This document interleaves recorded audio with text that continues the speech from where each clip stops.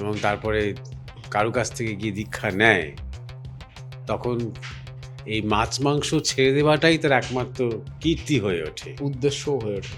হ্যাঁ, তাই না? তুমি সেই বাঁধাকপি বলো, ফুলকপি বলো, ভাত বলো, ডাল বলো, রুটি বলো, প্রাণ ঝাড় দিতে দিতে হাঁটে, মানে একটু করে ঝাড় দেয় আর দুপা করে হাঁটে। কেন? যাতে করে পায়ের তলায় পোকামাকড় মরে না পড়ে যায়। ছাড় পোকা মারছি, ইন্টেনশনালি মারছি, উই পোকা মারছি, আমরা ইন্টেনশনালি মারছি, আমাদের ঘর বাঁচাতে আমরা মারছি। গীতা একটা ইন্টেলেকচুয়াল একটা ডিসকোর্স। তাহলে কি ব্যাপারটা? মাতৃত্বটা তার মধ্যে ছিলই মহারাজ। এখানে এক সেকেন্ড, ছোটবেলা থেকেই মাতৃত্ব তার মধ্যে ছিলই। প্রথমে ছিল পুতুলটা, পরে সেই পুতুলের একটা মূর্ত রূপ, জ্যান্ত রূপ তার সামনে এসে গেল।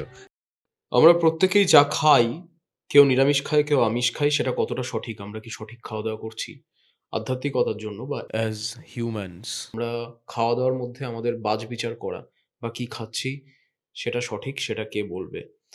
আমরা নিজেরা যে কাজকর্মগুলো প্রত্যেকদিন দৈনিক জীবনে করে থাকি বা আমরা চারপাশে যা হতে দেখি, এগুলো কি মানুষের স্বইচ্ছায় হয়, না তার পেছনে কোনো ভগবান বা অন্য কোনো শক্তির হাত রয়েছে? ফ্রি উইলের মতো বিষয় নিয়ে আমরা কথা বলেছি, অদ্বৈতবাদের মতো বিষয় নিয়ে আমরা কথা বলেছি। এছাড়াও শ্রীকৃষ্ণকে আমরা এতদিন প্রেমের দেবতা হিসেবে দেখেছি। কেন আমাদের সমাজে শ্রীকৃষ্ণকে শুধুমাত্র প্রেমের দেবতা হিসেবেই সেলিব্রেট করা হয়? আর করলেও সেটার কারণ কি? জয়দীপ মহারাজের সঙ্গে একটা খুব ভীষণ ভালো আধ্যাত্মিক ডিবেট আমরা এই পডকাস্টে করেছি। এটা একটা কন্ট্রাডিকশন প্রচুর হয়েছে এই পডকাস্টে। এই পডকাস্টে ডিবেট হয়েছে, তর্ক হয়েছে, যুক্তি রয়েছে। হয়তো এই পডকাস্টটি আপনার পুরাতন অনেক বিশ্বাস বা বিলিফ সিস্টেমকে নাড়িয়ে দিতে পারে।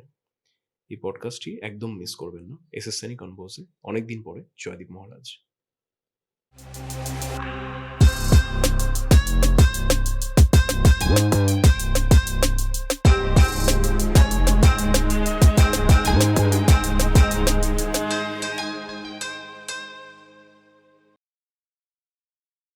মহারাজ নমস্কার, আপনার সাথে আমার দেখা অনেকদিন পরে, এবং কলকাতায় এসে আমি অনেকদিন ধরে চিন্তা করছিলাম যে যাওয়া হচ্ছে না আপনাদের ওখানে, তো কলকাতায় এসে যদি একটা প্রোগ্রাম করা যায়, বা অনেকদিন পরে প্রায় বসা হলো। তো আমার কিছু প্রশ্ন ছিল এবং মানুষও অনেক কিছু ছিল যেগুলো মানুষ জানতে চাইছে, এবং আপনি বসা প্রায় 1.5 বছর হয়ে গেল প্রায় মোটামুটি আমাদের চ্যানেলে। তার মাঝখানে মানুষ অনেক কিছু প্রশ্ন করেছে। তো যে কিছু প্রশ্নগুলো ছিল আমরা মোটামুটি একটা চিন্তা করলাম, আপনাকেও বলেছিলাম এই বিষয়গুলো নিয়ে আলোচনা করতে চাই। তো এখনকার দিনে রিসেন্ট সময়ে মানুষ অনেকটা আমিষ এবং নিরামিষ খাওয়া এবং কি খাবে সেটা নিয়ে প্রচণ্ড চিন্তা করছে। কারণ এক তো ইউটিউব বা বিভিন্ন ডাক্তারের মাধ্যমে প্রোটিন, কার্বস, সুগার এই সমস্ত নিয়ে একটা চিন্তাভাবনা উঠেছে। তার সাথে মানুষের মাথায়ও আসছে, যারা ধরুন একটু বডি বিল্ডিং বা এইসব দিকেও যাচ্ছে, সমস্ত নিয়ে একটা খুব কথাবার্তা হচ্ছে। মানে আমি ডাক্তারি অ্যাসপেক্টের দিকে যেতে চাই না, এই একটা যুদ্ধ চলছে কোথাও গিয়ে একটা আমিষ এবং নিরামিষের মধ্যে। অনেক মানুষ এসে যুক্তি দিচ্ছেন যে একটা প্রাণের রক্ত আমার প্লেটে কেন থাকবে? যদি আমি একজন আধ্যাত্মিক মানুষ হই, বা শুধু আধ্যাত্মিকতা নয়, একজন মোরাল হিসাবেও, সেই জায়গাটা নিয়ে আমি আপনার সাথে একটা ডিসকাশন করতে চাইছিলাম প্রথমেই। তো সেইটা একটু আপনি যদি বলুন তাহলে খুব ভালো হয়। হ্যাঁ, আধ্যাত্মিক জগতেও এই নিয়ে বিতর্ক একদম প্রাচীনকাল থেকেই চলে আসছে। আমিষ এবং নিরামিষের যে দ্বন্দ্ব, সেটা নিয়ে চলে আসছে। আর এখন যেটা হয়ে গেছে যে যখন কেউ আধ্যাত্মিক পথে আসে এবং তারপরে কারো কাছ থেকে গিয়ে দীক্ষা নেয়, তখন এই মাছ মাংস ছেড়ে দেওয়াটাই তার একমাত্র কীর্তি হয়ে ওঠে, উদ্দেশ্য হয়ে ওঠে। হ্যাঁ, সে কতটা সাধন ভজন করছে, সে কতটা ঈশ্বরের পথে এগোচ্ছে, সে কতটা তার জীবনে মনন করছে, চিন্তন করছে, তার থেকেও বেশি হয়ে ওঠে যে কী কী খাদ্য সে ছাড়তে পেরেছে বা খায় না সেগুলো দাবি করা। যে যাই হোক, আমার প্রসঙ্গ হচ্ছে যে যদি কারো সত্যি সত্যি খেতে বসে মনে হয় যে আমি এই প্রাণী হত্যা করছি, প্রাণী হত্যাকে প্রশ্রয় দিচ্ছি, সেটা আমার শরীরে যাচ্ছে, একটা প্রাণকে নষ্ট করে আমার প্রাণকে আমি পুষ্ট করছি, এরকম অনৈতিক হচ্ছে, অন্যায্য হচ্ছে, ইমমরাল হচ্ছে, যদি তার মনে হয় তাহলে না খাবে না। যা কিছু মনের মধ্যে গ্লানি উৎপন্ন করে, বিকার উৎপন্ন করে, সেটা সে খাবে না। সে নিরামিষ খেয়ে যদি ভালো থাকে কোনো হুম। অসুবিধে নেই, কোনো অসুবিধে নেই। কিন্তু আধ্যাত্মিকতার সাথে বা ধর্মের সাথে খাদ্যের কোনো ডাইরেক্ট কোনো সম্পর্ক নেই। আচ্ছা। নিয়ম অনিয়ম স্বাস্থ্যের সাথে সম্পর্ক হতে পারে। হুম। সেটা নিরামিষ খেয়েও যদি কেউ খুব মানে ফাস্ট ফুড খেতে আরম্ভ করে, নিরামিষ ফাস্ট ফুড, তোমার ওই মাইক্রোওয়েভে গরম করা খাদ্য নিয়মিত খাচ্ছে, বা বাইরে থেকে অর্ডার দিয়ে খুব নিরামিষ খাচ্ছে, হুম, হুম, হুম, হুম, বা খুব তেল মশলা দিয়ে খুব নিরামিষ খাচ্ছে, তাতে স্বাস্থ্যে আরও বেশি ক্ষতিকারক হতে পারে তার হুম, স্বাস্থ্যের হুম, পক্ষে। হুম, সুতরাং নিজের শরীর বুঝে, হুম, নিজের শরীর বুঝে খাও। ঠাকুর রামকৃষ্ণ বলতেন যে যার পেটে যা সয়।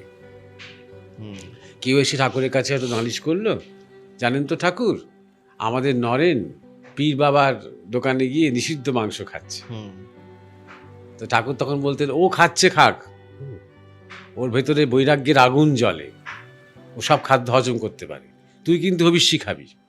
আচ্ছা। এর মধ্যে থেকে শিক্ষাটা কি, যে তুমি তোমার শরীর অনুযায়ী খাও, হুম, তোমার স্বাস্থ্য এবং শরীর এবং রুচি অনুযায়ী খাও। আরেকজন দেখে কিছু করো তা না। থা সে তার মতন করে খাক। যদি সে দেখে যে তার মাংস খেয়ে তার শরীর খারাপ হচ্ছে, তাহলে সে খাবে না, হুম, নিজেই বন্ধ করে দেবে। হুম, ও ডাক্তার তাকে বলবে যে আপনি মাংসটা খাবেন না এখন। হুম, অনেক সময় লিভার টিভারের প্রবলেম হলে বা দাঁতের প্রবলেম হলে বা বয়স হয়ে গেলে ডাক্তাররা বারণ করে, না এখন আর আপনি মাংস টাংস বেশি খাবেন না, মাছ মাংস খাবেন না। ঠিক সেই এইটুই খাদ্যের সাথে যোগটা। নাহলে কেউ ধার্মিক ব্যাপার অতটা প্রকৃতির মধ্যে কিন্তু খুব নিউট্রাল। প্রচুর প্রাণী আমাদের প্রকৃতিতে সারভাইভ করে অন্য প্রাণীকে ভক্ষণ করে। প্রাণ ইনফ্যাক্ট প্রাণকেই ভক্ষণ করতে পারে। পাথর বালি খেয়ে মানুষ বাঁচে না। মানুষ যখন নিরামিষও খাচ্ছে তখন সেটাও প্রাণ, তাই না? তুমি সেই বাঁধাকপি বলো, ফুলকপি বলো, ভাত বলো, ডাল বলো, রুটি বলো, প্রাণ।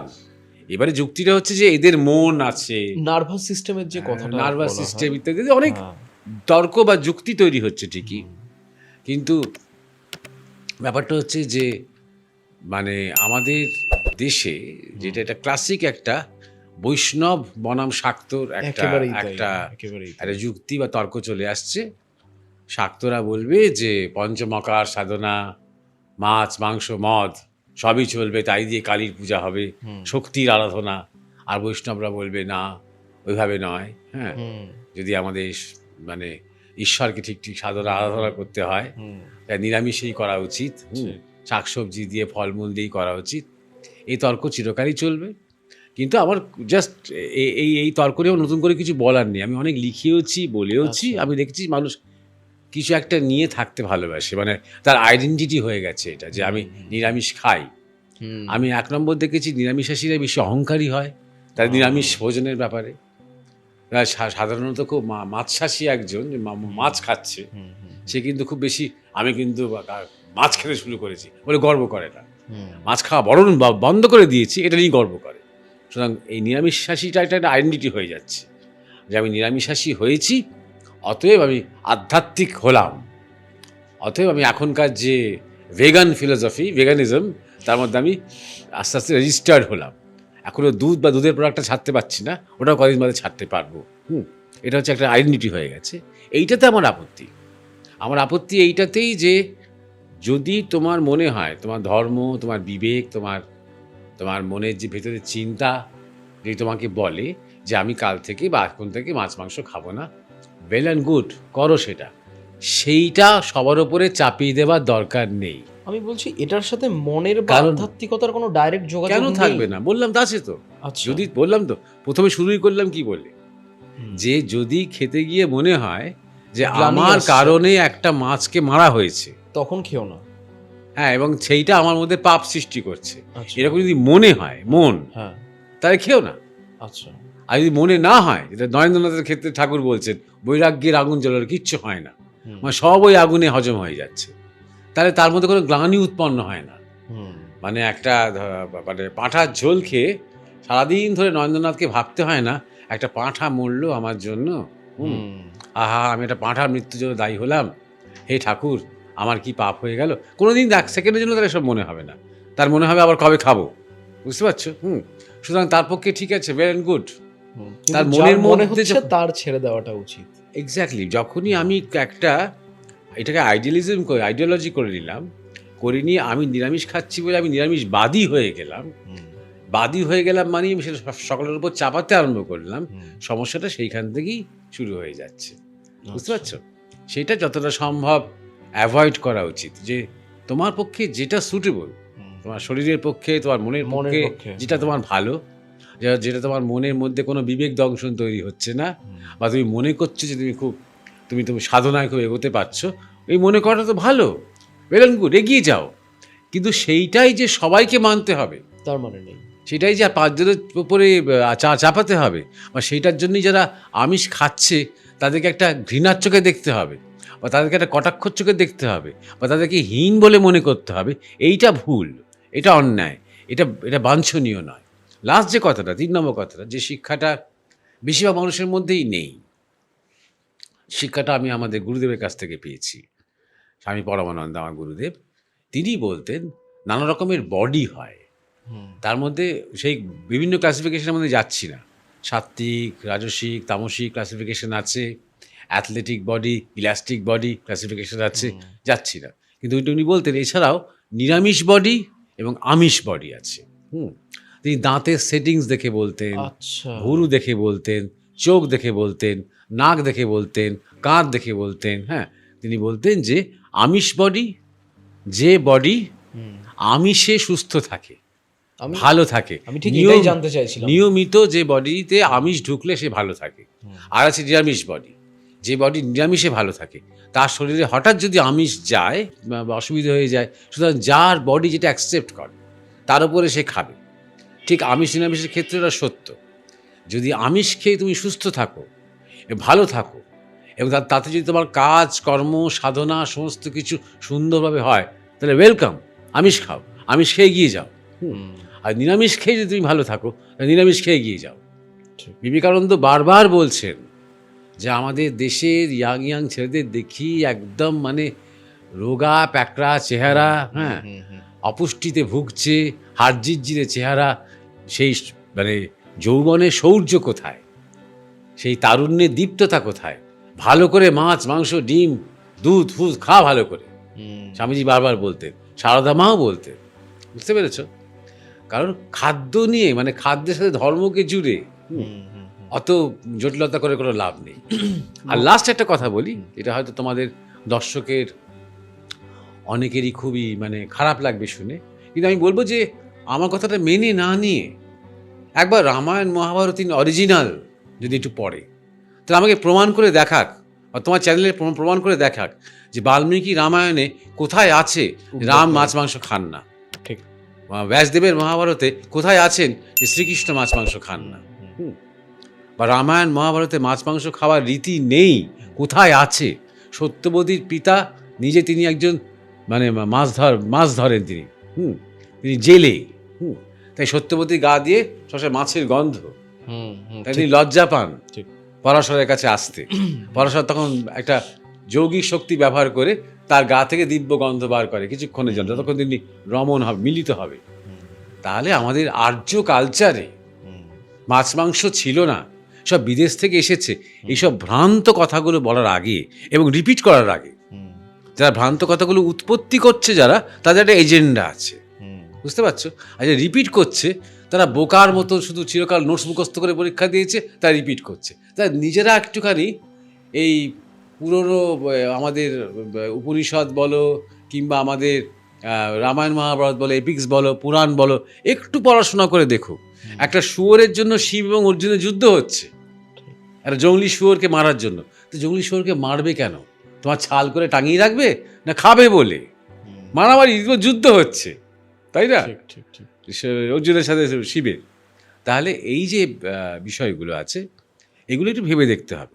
অর্থাৎ ভারতবর্ষ এমন একটা দেশ যেখানে আমিষ নিয়েও এক্সপেরিমেন্ট হয়েছে। এক্সপেরিমেন্ট মানে কি বলতো? কোন আমিষটা কিভাবে রান্না করতে হবে, এই হচ্ছে এক্সপেরিমেন্ট। কোন আগুনে করতে হবে, কোন কড়াইতে করতে হবে, মানে কি পাত্রে, কি ধাতুর পাত্রে করবে না কাঠের পাত্রে করবে না কিভাবে করবে, হ্যাঁ, কিসে খেতে হবে, এই হচ্ছে এক্সপেরিমেন্ট, বুঝতে পারছো? নিরামিষের ক্ষেত্রেও তাই। আমিষ এবং নিরামিষ উভয়ই আমাদের দেশে প্রাচীন কাল থেকে চলে আসছে। এবার শরীর স্বভাব, সংস্কার, বৃত্তি বুঝে একজন ধরো হার্ড লেবার, প্রচণ্ড পরিশ্রম করে খনির মধ্যে, তাকে তুমি বাঁধাকপি আর ভাত ডাল খাইয়ে তুমি তাকে বাঁচিয়ে রাখতে পারবে? লোকটা টিবি হয়ে যাবে। তোমাকে প্র্যাকটিক্যাল হতে হবে তো। সুতরাং স্বভাব, সংস্কার, বৃত্তি, সে কোন অকুপেশনের সাথে যুক্ত আছে, এই সমস্ত কিছু ধরতে হবে খাদ্যের ব্যাপারে। নিরামিষ আমিষের মধ্যে মতো সংস্কার রাখা চলবে না, আমার শরীর কোনটা অ্যাকসেপ্ট করছে। আর প্রাণী হত্যা এটা একটা ন্যাকামি, এটা শুধু ধর্মের বাইরেও এখন খুব এই যারা ভেগান, ভেজিটেরিয়ান এই যে আন্দোলন করছে, এইটা আমাদের দেশে শুরু হয়েছিল বেসিক্যালি মহাবীর জৈনের সময় থেকে। আচ্ছা, তুমি দেখবে এখনও জৈনরা, যারা জৈন সাধক সাধিকা, তারা রাস্তা দিয়ে হাঁটতে হাঁটতে ঝাড় দিতে দিতে হাঁটে, মানে একটু করে ঝাড় দেয় আর দুপা করে হাঁটে। কেন? যাতে করে পায়ের তলায় পোকামাকড় মরে না পড়ে যায়। এইভাবে তুমি তোমার জীবনে চলবে বা বাঁচতে পারবে। তুমি যদি ধরো এই এই এই বাড়িতে তুমি করতে যাও, তোমার কত প্রাণী হত্যা করতে হবে বলো তো, কত গাছ উপড়োতে হবে, কত পোকামাকড় মারতে হবে করে তুমি এই বাড়িটা তুলবে। সেই বাড়িটা থাকতে গেলে তখন তোমার বিবেক দংশন হতে আরম্ভ করবে, আমি হাজার হাজার প্রাণী হত্যা করে এই বাড়িটাতে আছি, তাই না? তাই বাড়িটা থাকা মানে আমার পাপ। তাহলে এমন জায়গায় যাই চলো যেখানে একটা প্রাণী হত্যা করতে হচ্ছে না, খুঁজে বার করে দেওয়া এমন একটা জায়গা তুমি, যেখানে প্রাণী হত্যা, যেখানে তোমার শ্বাস নেওয়ার জন্য কত মাইক্রো মারা যাচ্ছে, যে কার্বন ডাইঅক্সাইড তোমার নাক দিয়ে বেরোচ্ছে, তার জন্য কত মারা যাচ্ছে তোমার। ওই জন্য ওরা মুখে, তোমার ওই জৈনরা তো মুখে তোমার মাস্ক পরে ঘুরে বেড়ায়, যাতে শ্বাসের মধ্যে দিয়ে যাতে মাইক্রোব কম মরে। যখন তরকারি খায়, প্রত্যেকবার ধরো আলুটা, পটলটা বা তোমার গাজরটা বার করছে বাটি থেকে, আর জল দিয়ে ধুয়ে ধুয়ে ধুয়ে দিয়ে ভালো করে তবে খাচ্ছে। কি কঠিন জীবন তুমি ভাবো।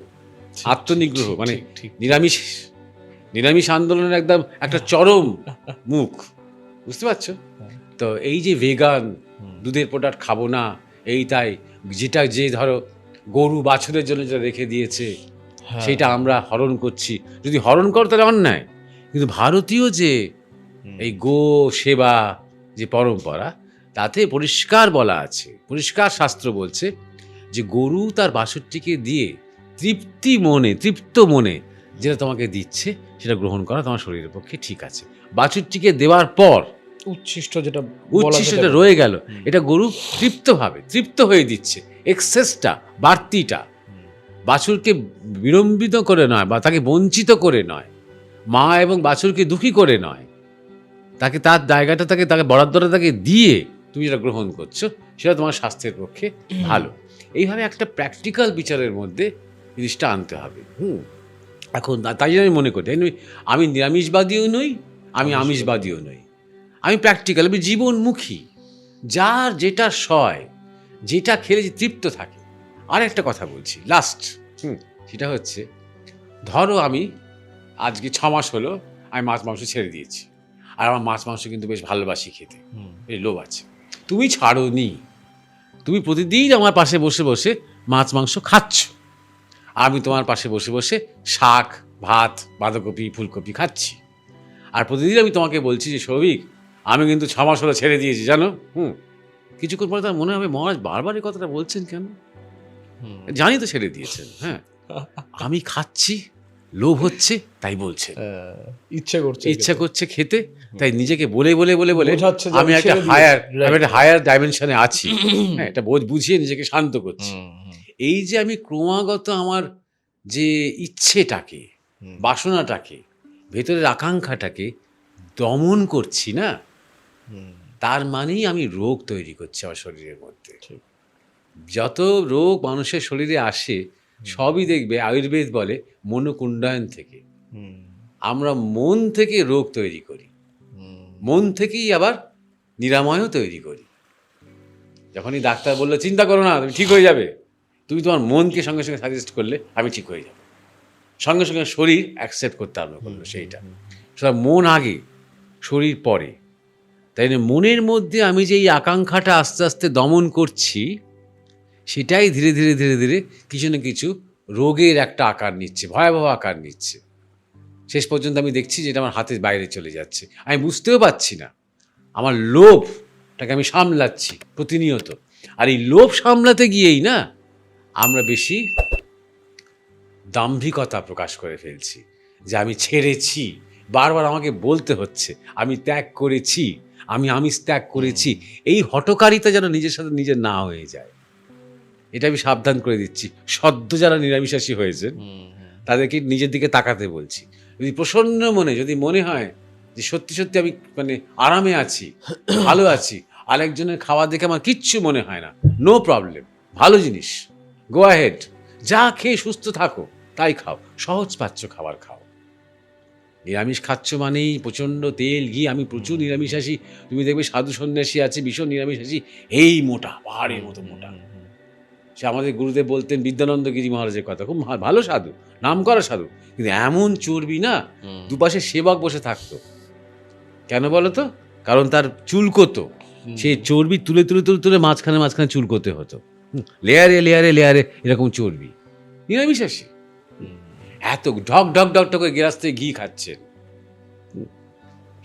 আমাদের স্বাস্থ্যটা বুঝতে হবে, কিসে আমি আরামে আছি এটা বুঝতে হবে। আর এই যাদের মনের মধ্যে বিবেক ওই প্রাণী হত্যা নিয়ে অনেক তত্ত্ব ঢুকে গেছে না মাথার মধ্যে, তাহলে খাবেন না ব্যাস। কিন্তু বাগাড়ম্বর করার দরকার নেই, যারা খাচ্ছে তাদের নিয়ে মাথা ঘামাতে হবে না, তারা নরকে যাবে, কোনো অসুবিধা নেই, তাকে তো নিয়ে যাবে না। আমি নিরামিষাশী হয়েছি, আরেকজন নরকে যাবে, সে কেন খাচ্ছে, সে কেন খেয়ে এত প্রাণী হত্যা করছে, এসব ভেবে লাভটা কি? তাই না? খাক না, সে নরকে যাক না, আমি তো একজন সৌভাগ্যবান, আমি স্বর্গে যাব। তো করে নিজের ভাবটা নিজের কাছে রাখো, সমস্ত ক্ষেত্রে বলছি, ধর্মের ক্ষেত্রে, বিশ্বাসের ক্ষেত্রে, সাধনার ক্ষেত্রে, খাদ্যের ক্ষেত্রে নিজের রুচিটা, নিজের খাদ্যাভ্যাসটা নিজের কাছে রাখো। এটা নিয়ে জেনারেল আমিষ সবার জন্য আমিষ জেনারেল করার দরকার নেই, সবার জন্য নিরামিষ জেনারেল করার দরকার নেই। এটাই আজ পর্যন্ত সেমিটিক কালচারটাই করেছে, এটা ভারতবর্ষের পরম্পরা নয়। ভারতবর্ষ কোনো সিস্টেম, কোনো রীতি জেনারেল করার চেষ্টা করেনি, স্বভাব অনুযায়ী, প্রকৃতি অনুযায়ী, অধিকার অনুযায়ী, আধার অনুযায়ী। তুমি ইসলাম দেখো, তুমি ক্রিশ্চিয়ানিটি দেখো, তুমি কমিউনিজম দেখো, তুমি সোশ্যালিজম দেখো, মার্কসিজম দেখো, ফেমিনিজম দেখো, সবাইকে মানতে হবে, সবাইকে, আমি যেটা বলছি সবাইকে মানতে হবে। এবং একটাই নিয়ম, একটাই নিয়ম, একটাই রীতি, একটাই তত্ত্ব, একটাই থিওরি। প্রফেসর বলছেন স্টুডেন্টদের রিপিট করতে হবে, এই জিনিসটা চাপিয়ে দেওয়া হচ্ছে, খাদ্যের ব্যাপারেও সেটা করা হচ্ছে।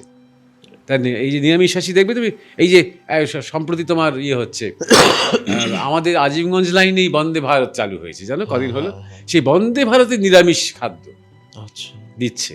এটা সেন্ট্রাল গভর্নমেন্টের চাপানোর ব্যাপার, এটা নিয়ে ন্যাচারালি এখানকার বাঙালিরা আপত্তি করছে যে আমরা এত টাকা দিয়ে টিকিট কাটছি, আমি নিরামিষ না খেতে চাই, আমিষ খেতে চাই, কেন পাবো না আমরা? হ্যাঁ, তা এই যে ব্যাপারটা, আমার মনে হয় দুটোই অপশন থাকা উচিত, নিরামিষও থাকবে, আমিষও থাকবে, যে যেটা চুজ করবে সে সেটা খাবে, এটাই তো করা উচিত। বলেছে সেটা হয়তো পরিবর্তন হবে, ভট্টাচার্য রিসেন্টলি বলেছে, বলতে হচ্ছে, বলতে হচ্ছে, করতে হচ্ছে, মানে প্রথম ইনস্টিংক্টটা কিন্তু চাপিয়ে দেওয়া। দেখো প্রথম ইনস্টিংক্ট আছে, এটা বাঙ্গাল, হ্যাঁ আচ্ছা, এরা তো বাবা শাক্ত, এরা তো বাবা মাতৃপূজার দেশ, মাছ মাংসটা খেতে ভালোবাসে, এই দিকটা দেখতে হবে। রেল তো আর মানে তোমার মানে কোন ধর্ম বিশ্বাস করে রেলমন্ত্রী, তা করলে তো হবে না। এই যে ব্যাপারটা, বা হিন্দু ধর্ম, আরেকটা কথা খুব গুরুত্বপূর্ণ, হিন্দু ধর্মের সাথে ইজ ইকুয়াল টু নিরামিষ, এই যে একটা ব্যাপার হচ্ছে না, এটা একটু বিপজ্জনক টেন্ডেন্সি, খুব বিপজ্জনক। বিবেকানন্দের যে ধর্ম, হ্যাঁ, যাজ্ঞবল্ক্যের যে ধর্ম, ঋষিদের যে ধর্ম, সেই ধর্মটা শুধুমাত্র একটা ছাপ্পা মার নিরামিষ করে দিল। ভগবান বুদ্ধ নিজে পর্যন্ত নানা রকম মাছ মাংস খেতেন, সেটা সেই জায়গাটা, পুরো সনাতন জায়গাটাকে একটা ছাপ্পা মেরে দিচ্ছে। এইখান থেকে হিন্দুত্ব যে লিডাররা, তারা কিন্তু মেইন স্ট্রিম ক্রিশ্চিয়ানিটি এবং মেইন স্ট্রিম ইসলামের থেকে দেখো আমরা কোথায় আলাদা, এটা করার জন্য ওরা আমিষ, আমরা নিরামিষ, এইটা করছে। এটা কিন্তু ভালো নয়, এটা কিন্তু গৌরবের নয়, অগৌরবের। এই একটা মিথ্যা বার্তা মানুষের কাছে পৌঁছে দিচ্ছে যে ভারতবর্ষ হচ্ছে নিরামিষের দেশ, এই বিদেশ থেকে অসভ্যরা এসে আমাদের আমিষ খেতে শিখিয়েছে, এরকম একটা ন্যারেটিভ তৈরি করার চেষ্টা হচ্ছে, এটা কিন্তু ভালো নয়। মহারাজ, আমার না দুটো জিনিস বলার রয়েছে। এখন কোনোভাবে আমরা আপনি গ্লানির কথা বললেন যে যদি গ্লানি হয় ভেতর থেকে তাহলে ছেড়ে দেওয়াটা উচিত। এখন কিছু বাইরের প্রভাবের জন্য গ্লানিটাও নিজের কিনা বোঝা যাচ্ছে না। আমি এক্সাম্পল দিচ্ছি আমার নিজের ক্ষেত্রে। ছোটোর থেকে মাছ মাংস, বাঙালি পরিবারে বড় হওয়া, যেটা হয় আর কি, তারপর যখন আমি চারপাশে কিছু ধর্মগুরুদের দেখছি যারা এই সময় বৈষ্ণব, স্পেশালি যদি বৈষ্ণব বলি, তারা বলছে এটা খারাপ না এবং তাদের কাছে যুক্তি রয়েছে। তারপর আমার ভেতরে গ্লানি হচ্ছে। এখানে আমি শিওর নই গ্লানিটা আমার নিজের কিনা, এক তো। দ্বিতীয়ত ভেগান মুভমেন্টের আপনি যে কথাটা বলছেন যে দুটো অ্যাসপেক্ট, একটা বলছে যে আমাদের যে পরম্পরা সেই পরম্পরায় যেখানে গরুর উচ্ছিষ্ট আমরা সেটাকে গ্রহণ করতে পারি, কিন্তু এখন কোথাও গিয়ে দেখা যাচ্ছে যে তাদের উপর অত্যাচার হচ্ছে দেশের মধ্যেই শুধুমাত্র দুধ প্রডিউস করার জন্য। সেই সেইটা তো খারাপ বা সেইটা তো ক্ষতিকর। এবং আরও একটা জিনিসের বৈজ্ঞানিক ব্যাখ্যা তারা দেওয়ার চেষ্টা করে, আমি জানি না এটা কতটা সঠিক, যে যখন তুমি মুরগি বা যে কোনো প্রাণীকে মারছো সে চোখের সামনে সেই জিনিসটাকে দেখতে পাচ্ছে। আপনি বললেন ব্যাখ্যা অনেক রকম রয়েছে, বাট যেটা আমি শুনেছি যে তাদের কাছে যে ব্যাখ্যাটা শোনা যায়, যে তাদের যখন মারা হচ্ছে তাদের শরীর থেকে এক প্রকার টক্সিন বা অ্যাসিডিটি এই ধরনের জিনিসপত্র নির্গত হয়, যেটা তুমি যখন কনজিউম করছো সেটা ক্ষতি করছে। এবং এটার মধ্যে একটা লজিক রয়েছে যে অগ্নির মধ্যে যখন যে কোনো জিনিস যায় সেগুলো বিনাশ হয়েও যায়, এটাও সঠিক। কিন্তু আমি এই অ্যাসপেক্টটা নিয়ে জানতে চাই যে একটা লম্বা যখন প্লাস্টিকের প্যাকেটে দুধ বিক্রি হচ্ছে তাদের জন্য, তো আমরা শুনতে পাচ্ছি যে অত্যাচার হচ্ছে আমাদের গোমাতার ওপর বা যেটাই আমরা বলি, সেই অ্যাসপেক্টটা থেকে হয়তো কোথাও এটা আবার ঠিক কিনা এটাও ধারণাটা করা যায় না। এবং এই গ্লানির যে কথাটা বললাম, যখন আমি তাদের শুনছি তাদের যুক্তি তারা ঠিক আছে, যে তাদের কথা হচ্ছে আনইনটেনশনালি যখন আমি কাউকে মারছি, যেমন আপনি অ্যামিবা বা মাইক্রো ইয়ের কথা বললেন নিঃশ্বাস নেওয়ার সময় বা এই ধরনের জিনিস। ইনিশিয়ালি মারছি, ফ্লিট ইউজ করছি যখন যখন কচ্ছপ মার্কা মশা তাড়ানো ধূপ, কিংবা তোমার যখন ওই গুড নাইট হ্যাঁ, ইত্যাদি দিবি অল আউট ইউজ করছি, ইন্টেনশনালি মারছি তখন আমরা। আচ্ছা, তাদের হ্যাঁ, কথা তোমার হচ্ছে হাতে মশা এসে বসছে, মশাটা কেরম করে মারছো, মরে গেল মশাটা, ইন্টেনশনালি মারছো। মাইক্রোব শুধু পায়ের চাপে মাইক্রোব পড়ে গেল বা চেয়ারে বসলে বলে মাইক্রোব মরে গেল, শুধু তাই নয়, অনেক ইন্টেনশনালি মারি আমরা, তাদের, অনেক সময় তারা ইন্টেনশনালি বলতে মারি। চাইছে যে আরশোলা মারছি, intentionality টা করো ইন্টেনশনালি না। মারছি। ছাড় পোকা মারছি, ইন্টেনশনালি মারছি। উই পোকা মারছি, আমরা ইন্টেনশনালি মারছি। আমাদের ঘর বাঁচাতে আমরা মারছি, আমাদের চামড়া বাঁচাতে আমরা মারছি। আমরা সাপকে, সাপ মানে দংশন করতে পারে, ধরে ধরে সাপকে মেরে কি উৎসব তখন, সে সাপকে আগুনে পুড়িয়ে টুড়িয়ে কত মজা, 3-4 দিন ধরে কত গল্প করা, ইন্টেনশনালি মারছি। তো আমি আবার বলছি, এগুলো একটু ন্যাকাপোনা যুক্তি আমার কাছে। 2 নম্বর কথা হচ্ছে, অবশ্যই তুমি যদি কোনো বিদেশে যাও, সেখানকার যদি কোনো কোনো বড় ডেয়ারিতে যাও, যদি ভিজিট করো, এগুলো আমি অনেকবার বলেছি, তুমি আর জীবনে বিদেশের দুধ খাবে না, জীবনে খাবে না। এমন এমন গরু দেখবে যারা জীবনে কোনো দিন তাদের বাছুরের মুখটা পর্যন্ত দেখেনি। এমন এমন গরু দেখবে যারা কোনো দিন কোনো মাঠে মাঠে বিচরণ করেনি। এমন এমন গরু দেখবে তারা কোনোদিন আকাশ দেখতে পায়নি, এক জায়গায় দাঁড়িয়ে থেকেছে, ইঞ্জেকশন দিয়ে দিয়ে দিয়ে দিয়ে এত বড় বড় স্তন হয়েছে, মাটি ছুঁয়ে আছে। দিনে 80 কিলো 100 কিলো করে দুধ দিচ্ছে সে। যখন সেটা কমতে কমতে কমতে কমতে 40 কিলো হয়ে গেল, ব্যাস জবাই, চলে গেল সোজা একদম জবাইখানাতে। বুঝতে পারছো? ওই দুধ তুমি কোনোদিন খাবে না, কোনোদিন খাবে না। কিন্তু যখন তুমি দেখবে তোমার গ্রামে গোয়ালাদের গরুগুলো, হ্যাঁ, বেশ লেজ নাড়তে নাড়তে নাড়তে নাড়তে মাঠে মাঠে ঘুরে বেড়াচ্ছে, সঙ্গে সঙ্গে রাখাল থাকছে, হ্যাঁ, সে খাচ্ছে যাচ্ছে ফিরছে, বাড়ির লোকেদের সাথে তার বিরাট একটা সম্পর্ক, কাকে বেশি দুধ দেয় কাকে বেশি দুধ দেয় না, নানা রকম একটা তার মান অভিমান ভালোবাসা সব কিছু আছে। বাড়ির যে আসল মালিকটা অনেকদিন আসেনি বলে মুখ গমনি করে ঘুরিয়ে আছে, তাকে নাম ধরে ডাকলে এরকম করে সাড়া দিচ্ছে, তার দুধ অবশ্যই শরীরের পক্ষে ভালো, এটা বাছুরকে যেটা নিগলেক্ট করে নয়। কিন্তু ওইভাবে তুমি যদি ঠক বাঁচতে চাও না, যে খেতে বসে, ঠিক তাহলে তোমার গাঁ উজাড় হয়ে যাবে। শুধু কি দুধ, তুমি যে পটল আলুটা যেটা টমেটোটা খাচ্ছ সেটা খুব স্বাস্থ্যকরভাবে আসছে তোমার কাছে, কত কেমিক্যালস দেওয়া হয়েছে জানো, কত পেস্টিসাইডস দেওয়া হয়েছে জানো, সেটাতে কত রং দেওয়া হচ্ছে তুমি জানো বাজারে, হ্যাঁ। তাহলে তুমি ওই যদি বিচার করতে চাও তুমি কোনোদিন খেতেই পাবে না, তো তোমাকে গিয়ে শুধু মানে মাটি থেকে জল তুলে তুলে খেতে হবে, তাই না? সুতরাং তারও উপায় আছে, সব কিছু মানে ইষ্ট নাম জপ করতে করতে খাদ্য গ্রহণ করো, ইষ্ট নাম জপ করতে করতে রান্না করো, তাহলে এসবের দোষ কেটে যায়। অত বিচার করতে গেলে তুমি নিরামিষ আমিষ এসব কিছুই খেতে পাবে না বিচার করতে গেলে। যেভাবে তোমার চাল আসছে তোমার কাছে, যেভাবে ধান চাষ হচ্ছে, যেভাবে রুটি তৈরি হচ্ছে, যে যা কিছু ব্যবহার করে, যেভাবে ফলগুলো তৈরি হচ্ছে, যেভাবে পেঁপেগুলো এক রাত্রির মধ্যে একদিন এত বড় করে দেওয়া হচ্ছে, শশা, হ্যাঁ, আমাকে দেখিয়েছে পর্যন্ত কত চাষিরা, শশা, এইটুকুন শশা একটা ইঞ্জেকশন দিয়ে এত বড় করে দিল, সেগুলো খুব স্বাস্থ্যকর মনে করো, বা সেগুলো টর্চার নয় সেই গাছের ওপরে, যেভাবে গাছে কলম করে সমস্ত ফল তৈরি করা হচ্ছে, সেগুলো গাছের উপর টর্চার নয়? যা কিছু হাইব্রিড তুমি ফলন গ্রহণ করছো, তুমি কত বিচার করবে? প্রাণের মধ্যে কত কত বিকার ঘটানো হচ্ছে, আর সেই বিকারগুলো তোমার শরীরেও তো প্রবেশ করছে। সেই বিকারগুলো যদি বিচার করতে যাও, সুতরাং ওইভাবে বিচার করতে গেলে তোমার আর খাওয়াটা হবে না, খাওয়াটা বন্ধ করতে হবে। তোমাকে নিজে চাষ করতে হবে, নিজে চাষ করে নিজে রান্না করতে হবে, এই রান্না করে নিজে খেতে হবে, সপাক ভোজন করতে হবে। তবে তুমি নিশ্চিত যে তুমি এবার ঠিক তাও তুমি দেখবে 60-70-এর বেশি তুমি বাঁচবে না। আরেকজন যে ভেগান টেগান খেয়ে মাছ মাংস না মেনে, সেও দেখবে 60-70 অবধি বাঁচলো। এইটা না মানে শরীরের থেকে কম, আমি কথা বলছিলাম কিছু মানুষের সর্বনরক থেকে, নাকি? তারা গ্লানিটাতে ভুগছে রিসেন্ট সময়। খাবে না। হ্যাঁ, যারা গ্লানিতে ভুগছে না, তাদের সাথে এসে মাতব্বরি না করলেই হলো। নিজেরা না করলেই হলো। তুমি যদি গ্লানিতে ভুগে থাকো, খেও না, বন্ধ করে দাও। তখন বেশ নিজেকে এটা মহান মহান মনে হবে কিছুদিন। কিন্তু সেই মহানতাটা তুমি যারা অতটা মহান নয় তাদের উপর চাপিয়ে না দিলেই তো হলো। তোমার ইজমটা, তো নতুন এই গ্লানিজমটা আরেকজনের উপর চাপিয়ে না দিলেই হলো, তাহলেই হলো, মিটে গেল, স্বাধীন।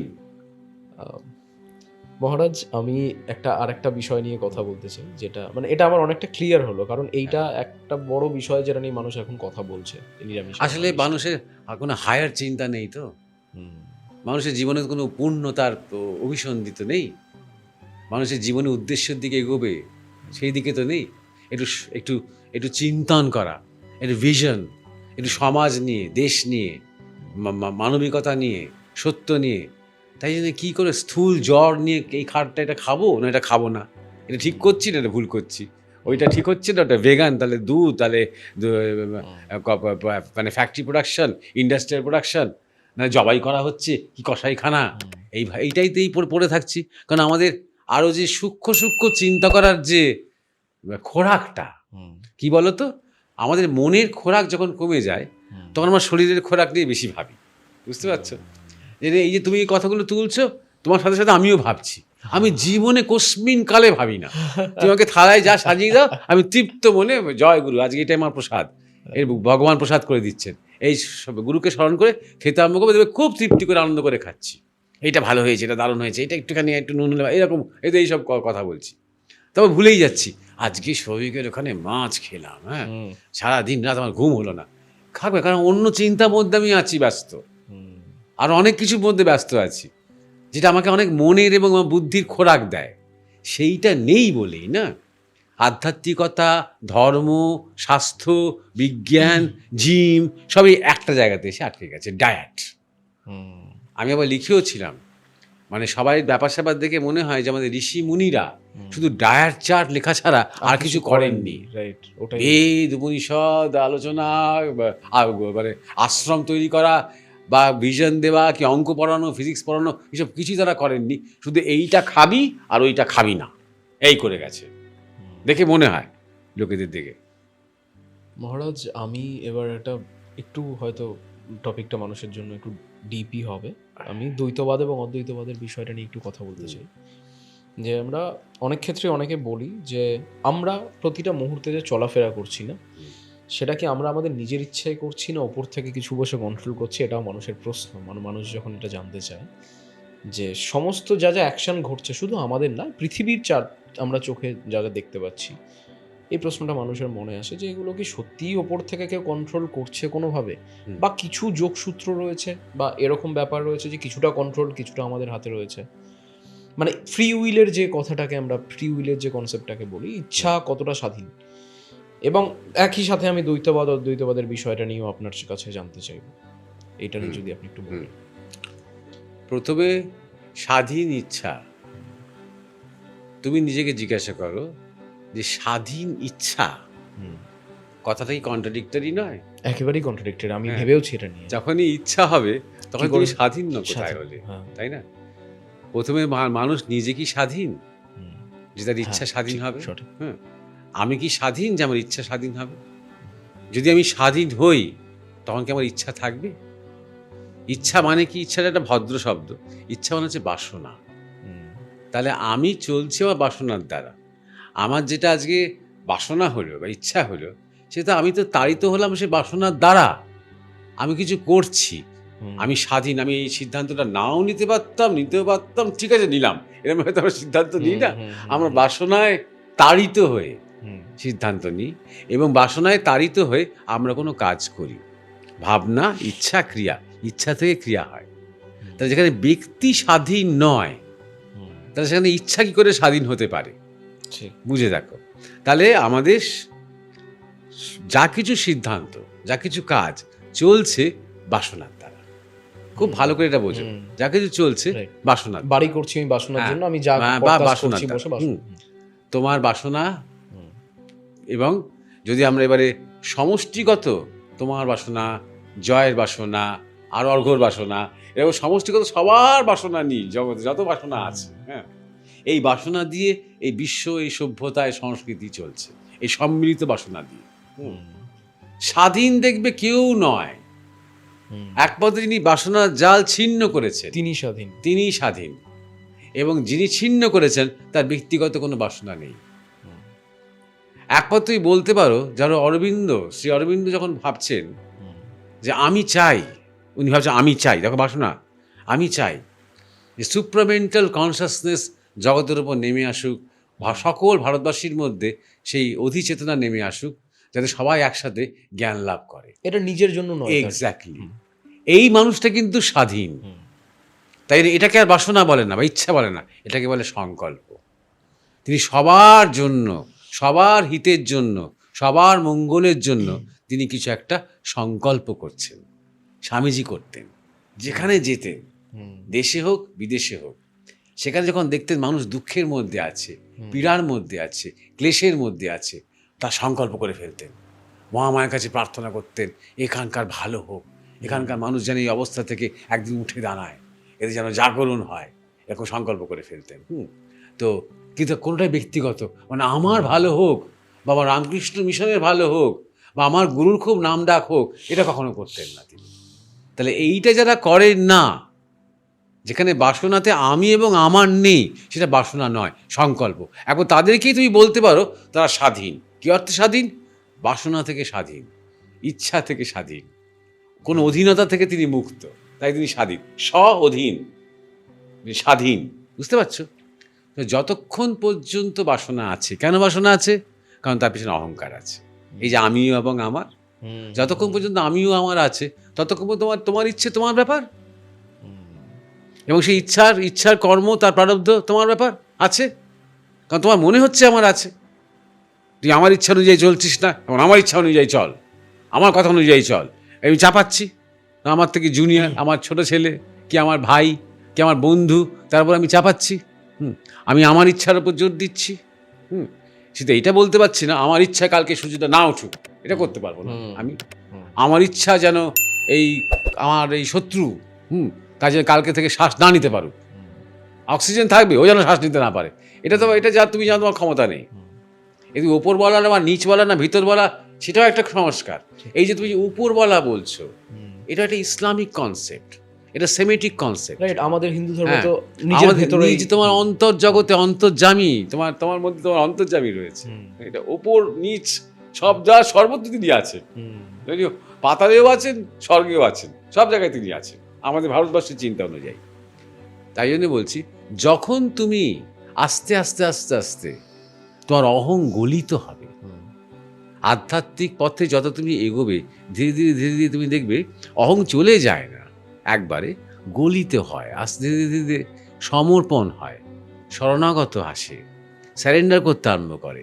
তখন বুঝতে পারবে, খুব গভীর থেকে বুঝতে পারবে যে আসলে ব্যক্তি ইচ্ছা বলে কিছু নেই। আচ্ছা, একটাই ইচ্ছা, এই জগৎ বিশ্ব ব্রহ্মাণ্ড যিনি চালাচ্ছেন, গাছের পাতাটিও তিনিই নাড়াচ্ছেন, তোমার মধ্যে শ্বাস হয়ে তিনিই প্রভাবিত হচ্ছেন, তোমার মধ্যে প্রত্যেকটা যে তোমার যে বয়সটা বাড়ছে, ম্যাচুরিটি হচ্ছে, তোমার যা কিছু হচ্ছে তোমার জীবনে, তোমার যে যোগাযোগটা হচ্ছে, হঠাৎ আজকে কার সাথে দেখা হয়ে যাচ্ছে, সেই তাঁর ইচ্ছাতেই হচ্ছে। আমি আমার অজ্ঞানতা বশত, আমার অহংকার বশত আমি মনে করতাম আমার ইচ্ছা, আমি মনে করতাম আমার বাসনা।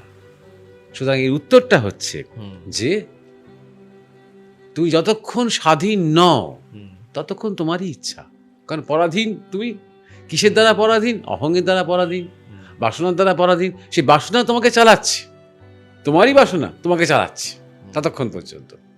যখন তুমি আস্তে আস্তে আস্তে আস্তে বাসনা মুক্তির দিকে এগোবে তখন তুমি বুঝতে পারবে বিভুটা এবং অনুটা, মেজরটা এবং মাইনরটা, মাইক্রোটা মাইক্রোটা সবই যাকে আমরা বলি ঈশ্বরের ইচ্ছা বা মহতের ইচ্ছা, তাতেই হচ্ছে। আমি খুব সুন্দর উত্তর পেলাম এটা অ্যাকচুয়ালি। আমি দ্বৈতবাদ অদ্বৈতবাদটা নিয়ে জানতে চাইবো আপনার কাছে একটু, যদি প্রথম কথা হলো যে যদি তুমি একজন বাঙালি হিসেবে একটু সচেতন হতে চাও, হ্যাঁ, আমি চাপিয়ে দিচ্ছি না, আমি তোমাকে প্রস্তাব দিচ্ছি, বাংলা ভাষা থেকে বাদ শব্দটাকে বাদ দিয়ে দাও। আচ্ছা, এটা একটা বিশাল একটা বলতে পারো চক্রান্তের আমরা শিকার। এটা আমি জানি না কিভাবে, মানে কেন এটা। এটা হচ্ছে ইজমের বাংলা, পরিষ্কার কথা। ওকে, এই যে communism, capitalism, feminism, socialism, modernism, post modernism, একের পর এক ওরা ইজম করে যাচ্ছে, করে করে আমাদের সব কিছু আমাদের সমাজটাকে ভাঙছে। ঠিক, দ্বৈত অদ্বৈত, রাইট। সমাজটাকে ভাঙছে।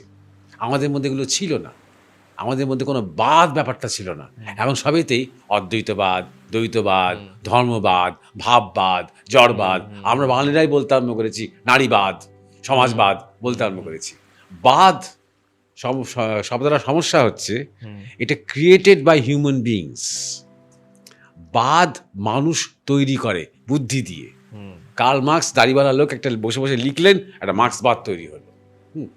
প্রকৃতিতে তুমি দেখবে যেগুলো প্রকৃতিতে আমরা স্বাভাবিকভাবে মেনে নিই, সেগুলো আমরা বাদ শব্দটা বলি না। যেমন ধরো, আমরা কখনো বলি না প্রেমবাদ, স্নেহবাদ, বাৎসল্যবাদ, বন্ধুবাদ, এগুলো এক্সিস্ট এমনি করে। হ্যাঁ, ধরো তোমার কোনো তোমার বন্ধু এসে বললো যে সবই কদিন বাদে দেখা হলো বলে এটা তুই বন্ধুবাদী হয়ে গেছিস, এবার কি কথা, হ্যাঁ, আমার সাথে এভাবে কথা বলবি না, আর কাঁধে হাত দিচ্ছিস কেন, এসব তো এসব হোমোসেক্সুয়াল হয়ে গেলি নাকি, এরকম কথা বলতে আরম্ভ করবে। কদিন বাদে এরকম করতে পারে ওরা। যা কিছু ইটার্নাল, যা কিছু ন্যাচারাল, যা কিছু সনাতন, তারপর বাদ চাপিয়ে দিচ্ছে ওরা।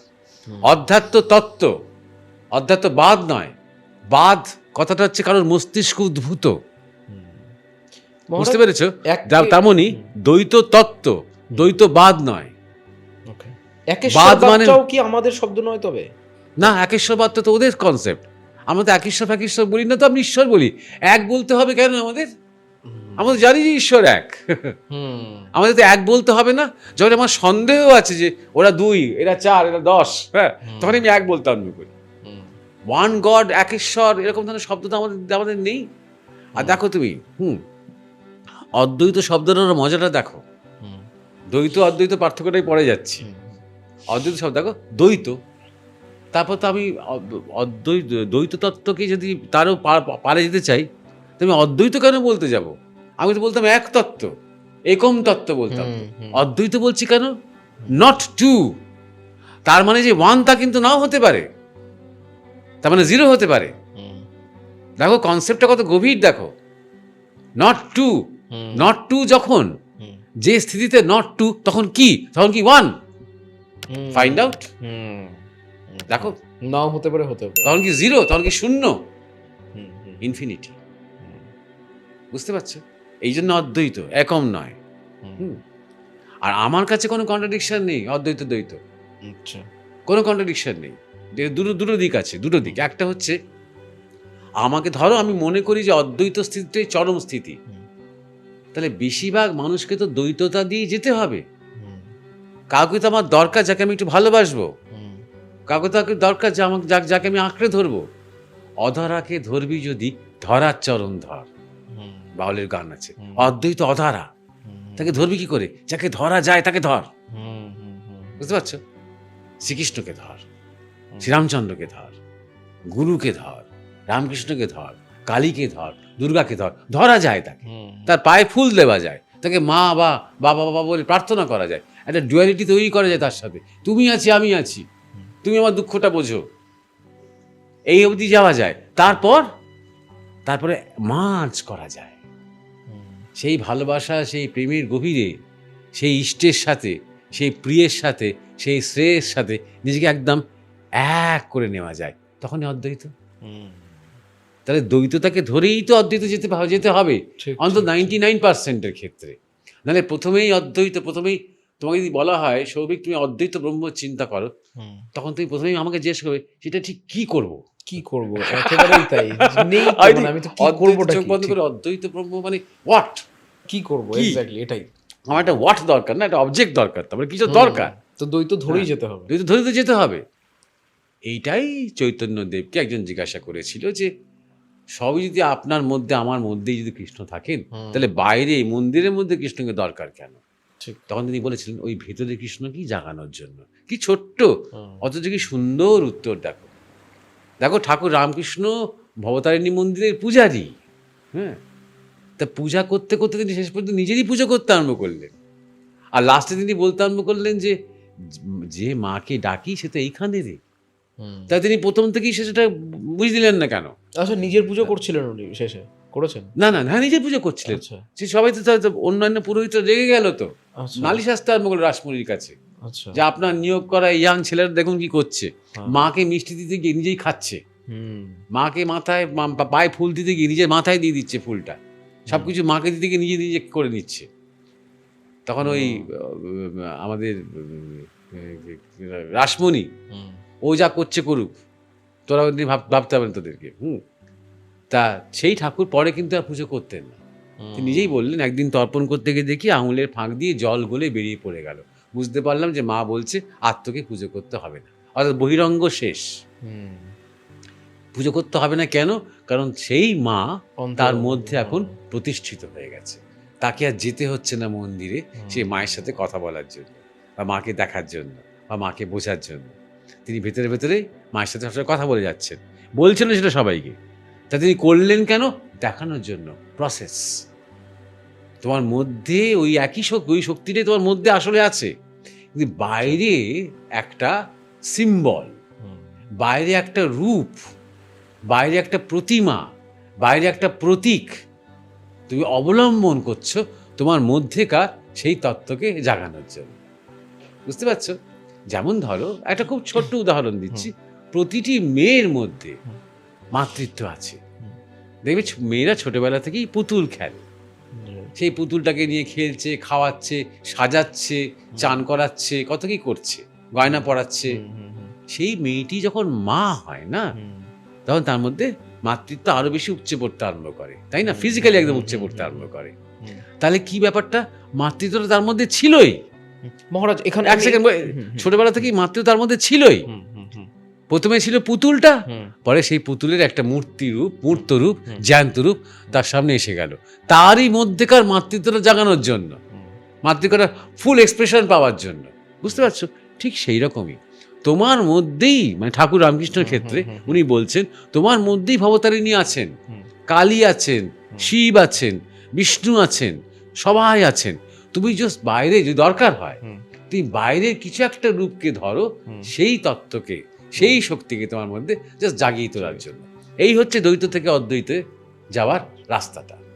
আমি এখানে একটা যেটা ইয়েটা আটকাতে একটু কন্ট্রাডিক্ট একটা জিনিস করছিল, যে আমি কিছুদিন আগে একটা কনসেপ্ট শুনছিলাম যেটা আমার খুব মনে ধরলো জিনিসটা, যে এই যে মাতৃত্বের কথাটা বললো, একটা শিশু যখন, এবং মানে পুরুষ শিশু এবং নারী শিশুর মধ্যে আমরা তো তাকে ফিট করছি না, তাকে কি মানে আমরা ছোট থেকে একটা যখন বাচ্চা মেয়ে হচ্ছে তাকে মেয়ের খেলনা দিয়ে দিচ্ছি, ছেলের খেলনা মানে হলে তাকে আলাদা খেলনাই দিয়ে সচেতনভাবে আলাদা করে দিচ্ছি। মানে এটা একজন বলছে আলাদা হয়েই এসে আছে, আলাদা হয়েই এসে আছে।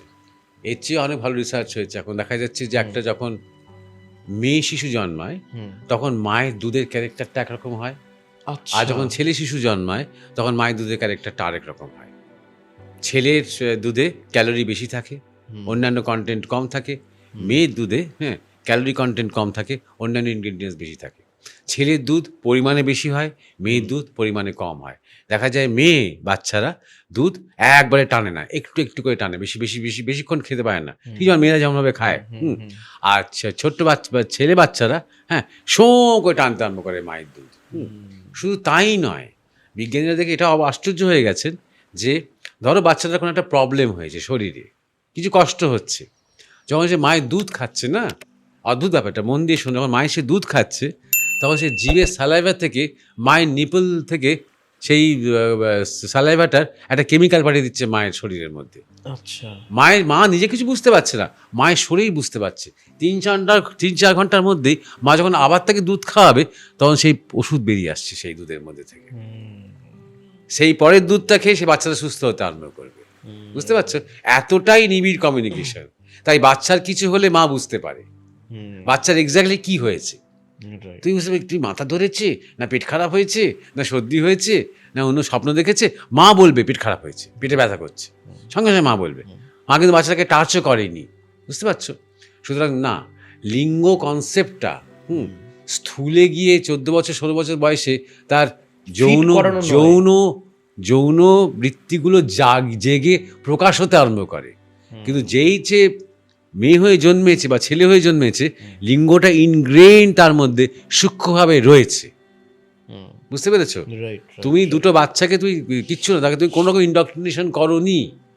একটা ছেলে বাচ্চা একটা মেয়ের বাচ্চা আছে, সামনে পুতুল রেখে দাও, অটোমেটিক্যালি মেয়ে বাচ্চাটা সেই পুতুলটার দিকে যাবে আর ছেলে বাচ্চাটা বলের দিকে যাবে। এটা অটোমেটিক্যালি হবে, এটা বলতে হবে না। এটা আমার খুব ক্লিয়ার হলো। মানে আমি আগের দিন কোথাও এটা শুনছিলাম যে আমরা তো মেয়ে বাচ্চাদের মেয়ের খেলনা দিচ্ছি, ছেলে বাচ্চাদের ছেলে খেলনা দিচ্ছি, আমরা তো তাকে ফিড করাচ্ছি যে একটা এরকম করে। কিন্তু এটা আমার খুব ক্লিয়ার হয়ে গেল এই বিষয়টা আজকে।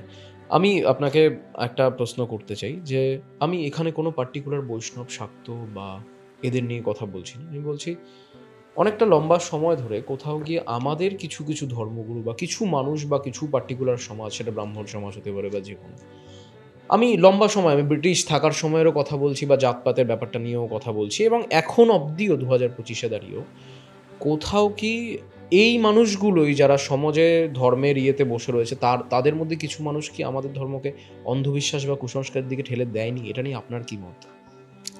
মানে এখনকার যা এখন, এবং আমরা 100 বছর ধরে হিন্দু ধর্মের ইয়েরাই তাদের ক্ষতি করেনি, এটা ঠিক আছে। না 100 বছর আগের কথা হলো, 100 বছর আগে তুই ফিরে যাও তুমি।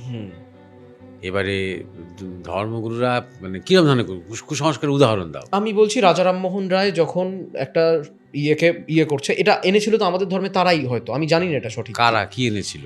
মানে এই সতীদাহ প্রথাটা কাদের তৈরি করা, সেটা পরের কথা।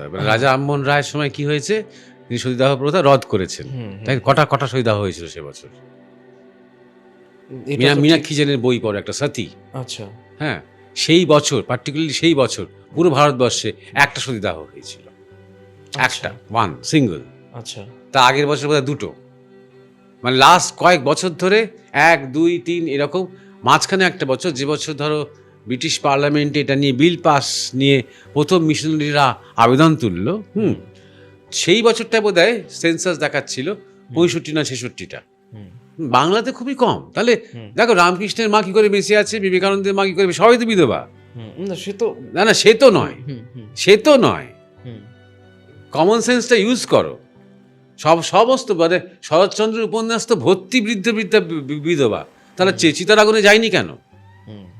তারা চিতার আগুনে যায়নি, তাই না? তাহলে এবার বলে তাহলে পার্টিকুলার কাস্টের মধ্যে হচ্ছে কেন, সেখানে হচ্ছে? যদি হয়ে থাকে প্রমাণ দেখাও, ডকুমেন্টস দেখাও। তাহলে ওই একটা বছর হয়তো বেশি করে দেখানো হলো কেন? আস্ক ইয়োরসেলফ, প্রশ্ন করো নিজে, ওই একটা বছর এত বেশি করে দেখানো হলো কারণ তখন খুব ইম্পর্টেন্ট, মিশনারিদের কনভিন্স করতে হবে পার্লামেন্টে যে এই ভারতবর্ষে যে সাংঘাতিক এইসব কী সব ধর্মটম্ম করে ওরা, হ্যাঁ, সাংঘাতিক বারবারিক একটা বর্বরচিত ধর্ম। স্বামী মরলেই বউগুলোকে একদম চিৎকার করছে, কাঁদছে, হাওয়া করছে, তাদেরকে আগুনে ফেলে দেওয়া হচ্ছে। তাই বলে হ্যাঁ রদ করতে হবে, হ্যাঁ ক্রিশ্চিয়ানিটি আনতে হবে, হ্যাঁ যিশুকে নিয়ে আসতে হবে, হ্যাঁ ঠিকই তো। কনভিন্স করতে হবে পার্লামেন্টকে। কেন কনভিন্স করতে হবে? আস্ক ইয়োরসেলফ, জিজ্ঞাসা করো।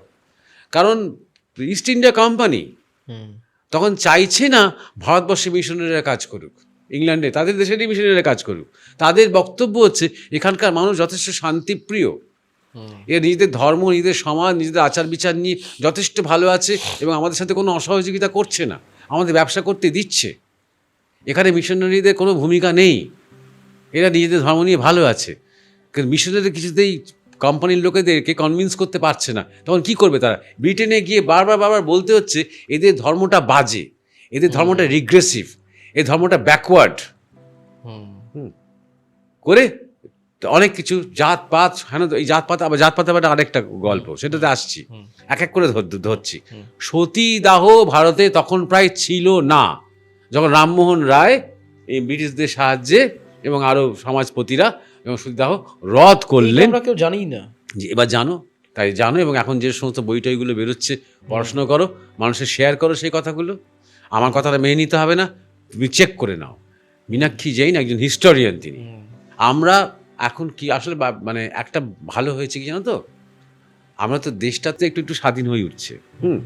তাই জন্য হচ্ছে আমরা রমিলা থাপার, ইরফান হাবিবের মতন হিস্টোরিয়ানদের যে জাঁতাকল এবং তাদের পরের জেনারেশন, তাদের হাতে সম্পূর্ণ টিউটার্ড যে হিস্টোরিয়ানদের দল, তাদের হাত থেকে বেঁচেছি। আস্তে আস্তে নিরপেক্ষ কিছু কিছু হিস্টোরিয়ান তারা বেরিয়ে আসছে, তারাই ধীরে ধীরে ধীরে ধীরে এস্টাবলিশমেন্ট হচ্ছে। এখনো সময় লাগছে। এই বামপন্থীদের হাতে এতটা ক্ষমতা না, একাডেমিক জায়গাটা, এখন সময় লাগছে, তবু বেরিয়ে আসছে। এখন প্রকৃত ইতিহাস লেখা হচ্ছে। তুমি তো জেনেছো যে অরঙ্গজেব খুব ভালো লোক। অরঙ্গজেব কতগুলো হিন্দু মন্দির ধ্বংস করেছে, কি সাংঘাতিক নিপীড়ন করেছে, তুমি তো জানো না। তুমি তো জানো টিপু সুলতানের তরবারি বিরাট যাত্রা, হই হই নাটক, চোখের জল। হ্যাঁ, টিপু সুলতান যেহেতু ইংরেজের সাথে একবার লড়াই করেছিলেন, তিনি যে কত হিন্দু বিদ্বেষী ছিলেন, তিনি হিন্দু কাফিরদের যে কি মর্মান্তিকভাবে হত্যা করেছেন, তুমি তো জানো না।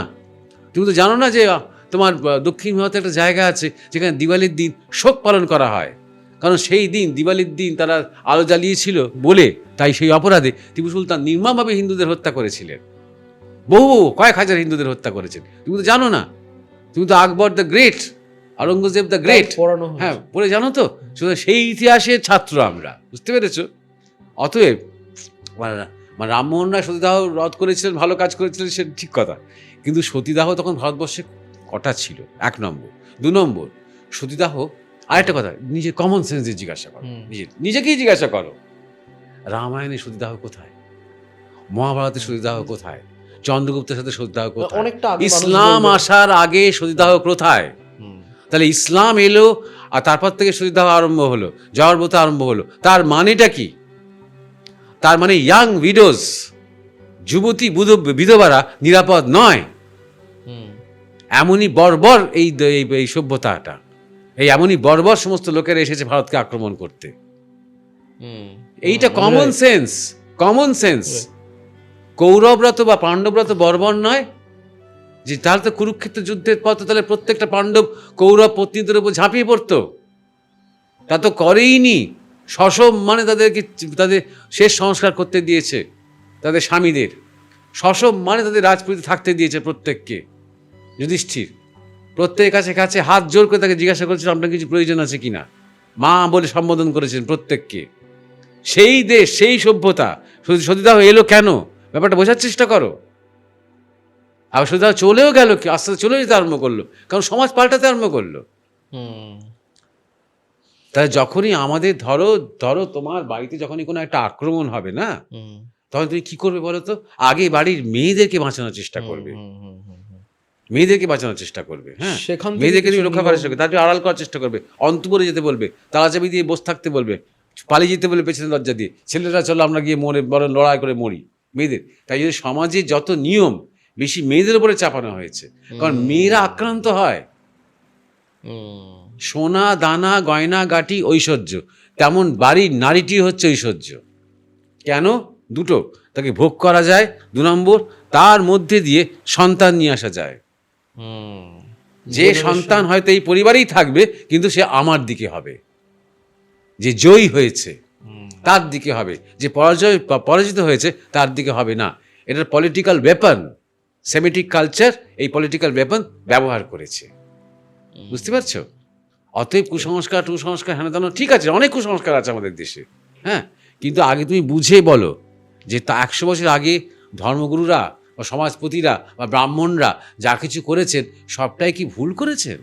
যা কিছু বিধি আরোপ করেছেন, যা কিছু তারা নিয়ম করে দিয়েছেন, যা কিছু তারা কিছু নিগড়ে বেঁধেছেন, ডিসিপ্লিন এনে দিয়েছেন, একটা স্বাধীন মুক্ত সমাজকে বাধ্য হয়েছে কিছুটা ভাঙতে। কেন?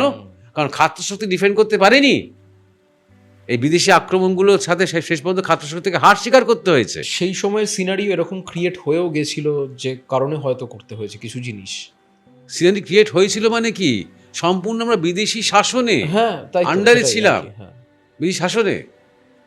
যখন এমনকি যখন ইংরেজরা এলো, তখনও তারা দেখলো তাদেরই সেন্সাস অনুযায়ী যে 90%-এর বেশি লোকজন শিক্ষিত হুম, এই ভারতবর্ষে। হুম, নিজের নিজের ভার্নাকুলার ভাষায় তারা শিক্ষিত। হুম, নিয়মিত টোল কি তোমার গুরুকুল আশ্রম কি মাদ্রাসায় সবাই যায়, এবং যত শিক্ষিত তাদের মধ্যে মানে 40% স্টুডেন্টদের মধ্যে শূদ্র, হুম, টিচারদের মধ্যে 50% শূদ্র। তাহলে এই যে তোমার তোমার মাথার মধ্যে ন্যারেটিভটা রয়েছে, এটা কিন্তু ইংরেজদের স্ট্যাটিস্টিক্স বলছি, যে শূদ্রদেরকে চিরকাল নিরক্ষর করে রাখা হয়েছে, ব্রাহ্মণরা পুরো এডুকেশন নিজেদের হাতে রেখে দিয়েছে, তা তো একেবারেই না, গল্পটা সত্যি নয়। এবং সেখানে মেয়েরাও নিয়মিত সেই সমস্ত স্কুলে পড়াশোনা করে। তাহলে পরবর্তীকালে এগুলো সমস্ত পাল্টে গেল কেন? এই সমাজটা ঘুরে গেল কেন?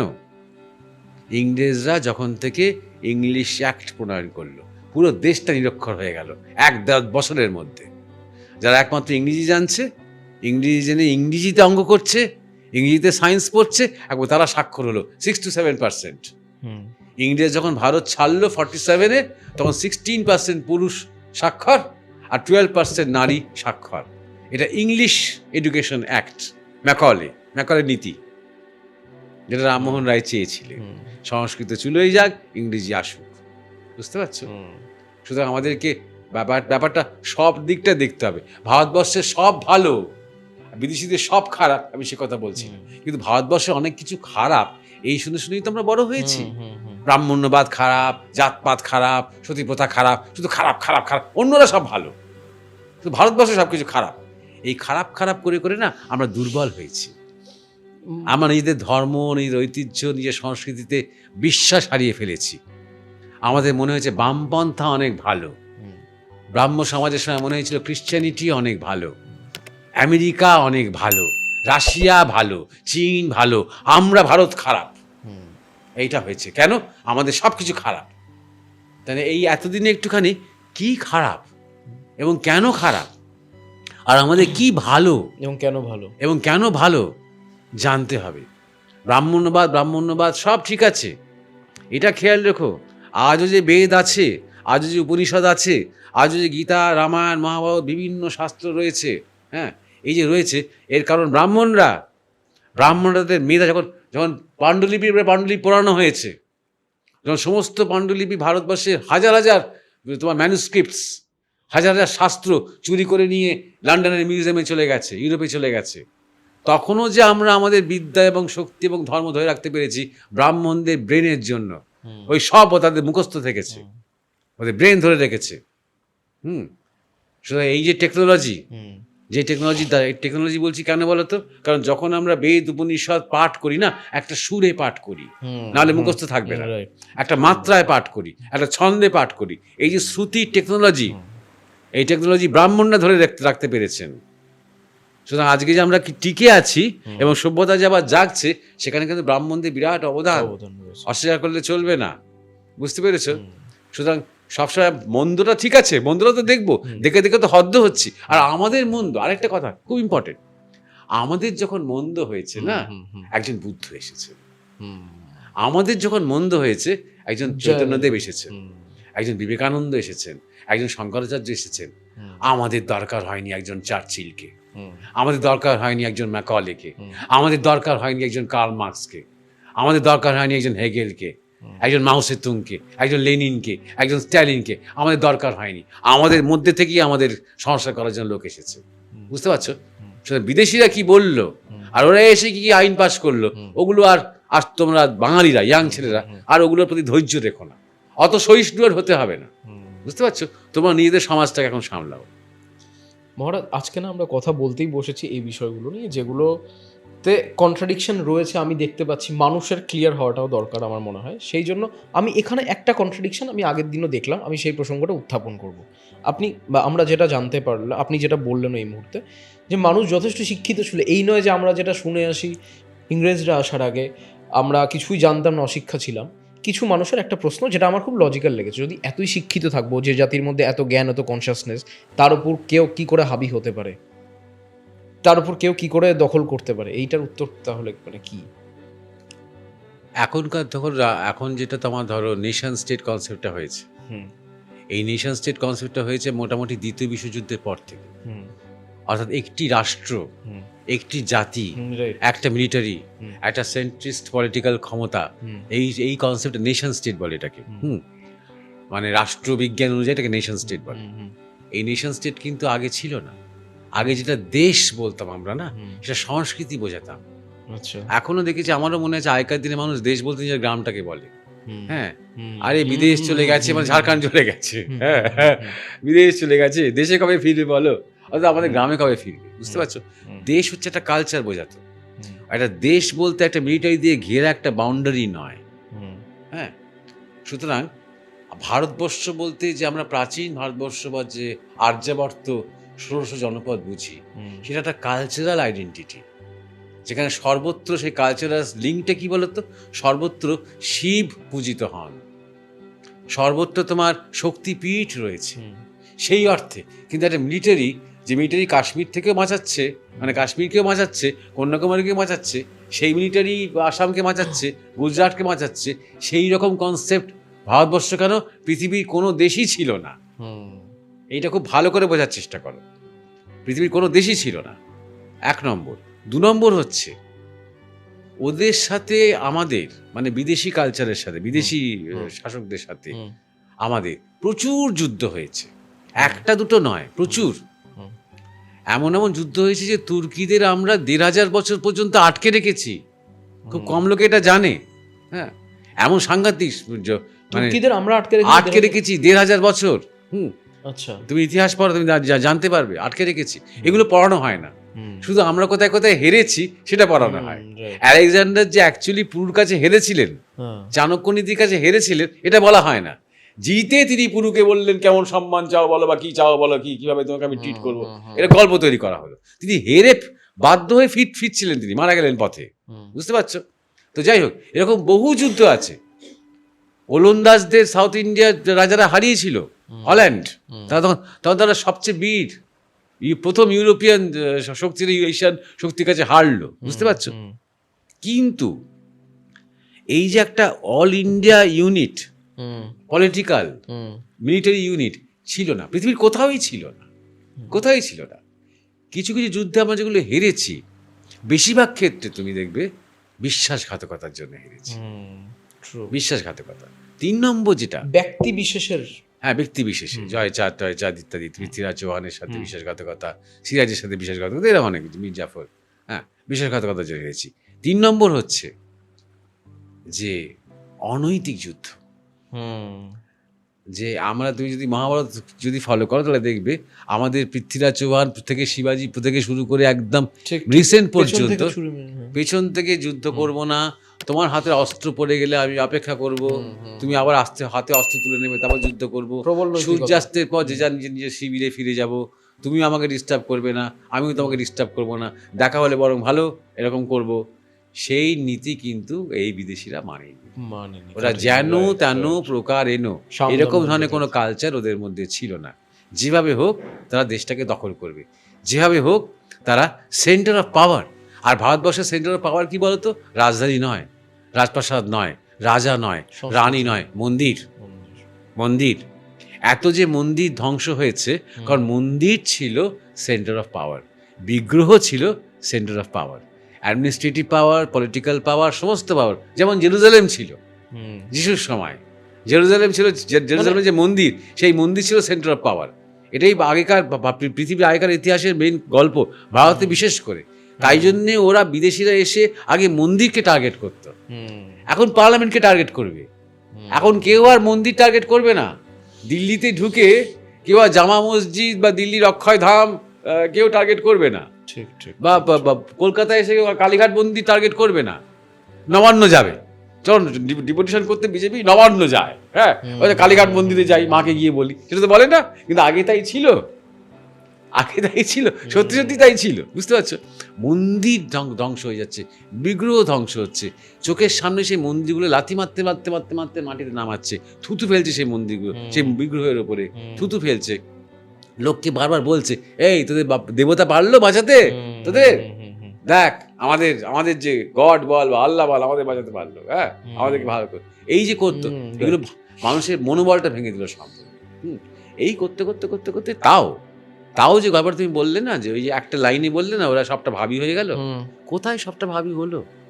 যখন ইংরেজরা ভারতে ঢুকেছে, আস্তে আস্তে আস্তে ইংরেজদের প্রভাব বাড়ছে, রাজনৈতিক প্রভাব তো নয়, ব্যবসায়িক প্রভাব। ইংরেজরা খুব ভালো ব্যবসা করতে পারে, ব্যবসায়িক প্রভাব আছে। তখন ভারতে মোগল শাসন কতটুকুন? দিল্লি এবং দিল্লিকে কেন্দ্র করে কিছুটা জায়গা, বাদ বাকিটা তো বেশিটাই মারাঠিদের হাতে তখন, আর সাউথের কাছে। তাহলে তখন এই যে এটাও ইতিহাসে পড়ানো হয়, মোগল সাম্রাজ্য শেষ হলো, ইংরেজ শাসন শুরু হলো। না, মাঝখানটা বিশাল একটা স্টপ গ্যাপ পিরিয়ড গেছে, বিশাল বিশৃঙ্খল ঠিকই, কিন্তু মোটেও মোগলদের আন্ডারে নয়, ভারতীয়দের আন্ডারেই, মারাঠিদের আন্ডারে বেশি। ইংরেজরা সেই যে ডিসইউনিটি, সেই যে একটা ডিসওরিয়েন্টেশন, 1000 বছর একটা নানা রকম মোগল এবং অন্যান্য ধরনের শাসনের দ্বারা আক্রান্ত হয়ে ওই যারা ভাঙাচোর অবস্থা, সেইটা সুযোগ নিয়ে ব্যবসার সূত্রে ধীরে ধীরে ধীরে ধীরে ধীরে ওরা রীতিমতন পারচেজ করতে আরম্ভ করলো রাজাগুলোকে। বুঝতে পারছো? করতে করতে করতে করতে আস্তে আস্তে এমন একটা অবস্থা তৈরি হলো যখন তারা আস্তে পুরো শাসন ভারটা নিজেদের হাতে তুলতে আরম্ভ করলো। কোম্পানি তখন এম্পায়ার নয়, কিন্তু তখন তো রানীর আন্ডারে নয়, কিন্তু তারপরে সিপাহী বিদ্রোহটা, ওটাও মিউটিনি বলা হয়, সিপাহী মিউটিনি, ওটা একটা ওয়ার অফ ইন্ডিপেন্ডেন্স। এই কথাটা প্রথম সাভারকার বলেছিলেন, first war of independence 1857, war of independence, ইংরেজদের বিরুদ্ধে স্বাধীনতার জন্য। সেই যখন ফেল করলো, তখন ইংরেজরা ওটা এম্পায়ারের আন্ডারে নিয়ে এলো ভারতকে, ডমিনিয়ন করে দিল ভারতকে। বুঝতে পারছো? এইভাবে হয়েছে। ইংরেজরা বরং পুরো ভারতটাকে পলিটিক্যালি দখল করেছে বলতে পারো, চালাকি করে, খুব যুদ্ধ করে নয়। যুদ্ধ আর কোথায় করেছে ইংরেজরা? পলাশিতে যুদ্ধ করতে হয়নি, তাই না? মির্জাফর এবং আর্মি তো দাঁড়িয়েছিল, পলাশিতে যুদ্ধ করতে হয়। যুদ্ধ আর কোথায় করেছে? যুদ্ধ করতে হলে ইংরেজ পারতো না, ভারতের সাথে পারতো না। হয়তো অস্ত্রশস্ত্র অনেক অনেক নিপুণ ছিল ইংরেজদের থেকে, অনেক সফিস্টিকেটেড ছিল, কিন্তু যুদ্ধ না করে বুদ্ধির কৌশলে চালাকি করে ব্যবসা করে ওরা, আর ভারত চিরকালে অতিথি দেব ভব, হ্যাঁ, বসুধারা কুটুম্বকম, হ্যাঁ, এইসব বলে অভ্যস্ত। বিদেশিদেরকে ওয়েলকাম করেছে। ওদের যে অন্য মতলব আছে, ওরা যে আমাদের কালচারটাই পাল্টে দেওয়ার চেষ্টা করবে, ওরা যে আমাদের ইতিহাস পাল্টে দেওয়ার চেষ্টা করবে, আমাদের শিক্ষা পাল্টে দেওয়ার চেষ্টা করবে, আমাদের রীতিনীতি পাল্টে দেওয়ার চেষ্টা করবে, আমাদের অ্যাংলিসাইজড করবে, আমাদের মধ্যে শ্রদ্ধা ভক্তি নষ্ট করে দেবে, এটা তো তখন অতটা লোকে দূরদৃষ্টি তো ছিল না। এই দূরদৃষ্টি শুরু হতে আরম্ভ করলো কার আমলে? বিবেকানন্দের আমল থেকে দূরদৃষ্টি শুরু হতে আরম্ভ করলো, জাতীয় চেতনা জাগতে শুরু করলো। ধীরে ধীরে ধীরে ধীরে বিবেকানন্দ থেকে, অরবিন্দ থেকে আস্তে আস্তে আস্তে আস্তে মানুষের মধ্যে একটা জাগরণ হতে আরম্ভ করলো। ঠিক। মহারাজ, আমি এটাও জানতে চাই যে বৈষ্ণবদের শুধু পার্টিকুলার, আমি দোষারোপ করতে কাউকে করতে যাচ্ছি না, আমি জানিও না অতটা, সেই আমার নেই, ক্ষমতা আমার নেই। আমি বলতে চাইছি যে শ্রীকৃষ্ণকে নিয়ে, এটা তো দেখে বড় হয়েছি, এটা আমারও খুব খারাপ লেগেছে পরবর্তীকালে। এটা আমি জানি না আমি সঠিক কিনা এই অবজারভেশনটাতেও। শ্রীকৃষ্ণকে নিয়ে যখনই কথা হয়েছে, আমরা কেন রাধাকৃষ্ণ এবং তার একটা সময়ের পূর্ববর্তী জীবনটা এবং তার প্রেম নিয়ে কথা বলি, কেন পলিটিক্যাল শ্রীকৃষ্ণ, কেন যোদ্ধা শ্রীকৃষ্ণ বা তার পরবর্তী জীবনটা নিয়ে আমি কথা হয়, আমি বলছি না হয় না, কিন্তু সেটাকে খুব একটা বড় আকারে দেখানো হয় না। সিরিয়াল হোক, সিনেমা হোক, মিডিয়া হোক, বা বাইরের চর্চার মধ্যে খুব একটা ছোট সার্কেলের মধ্যে সেটা হতে পারে, বাট সেটাকে কমার্শিয়ালাইজ করা বা দেশে ওইভাবে আমার চোখে আমি দেখিনি। এটা কেন, বা এটা কি কারণে?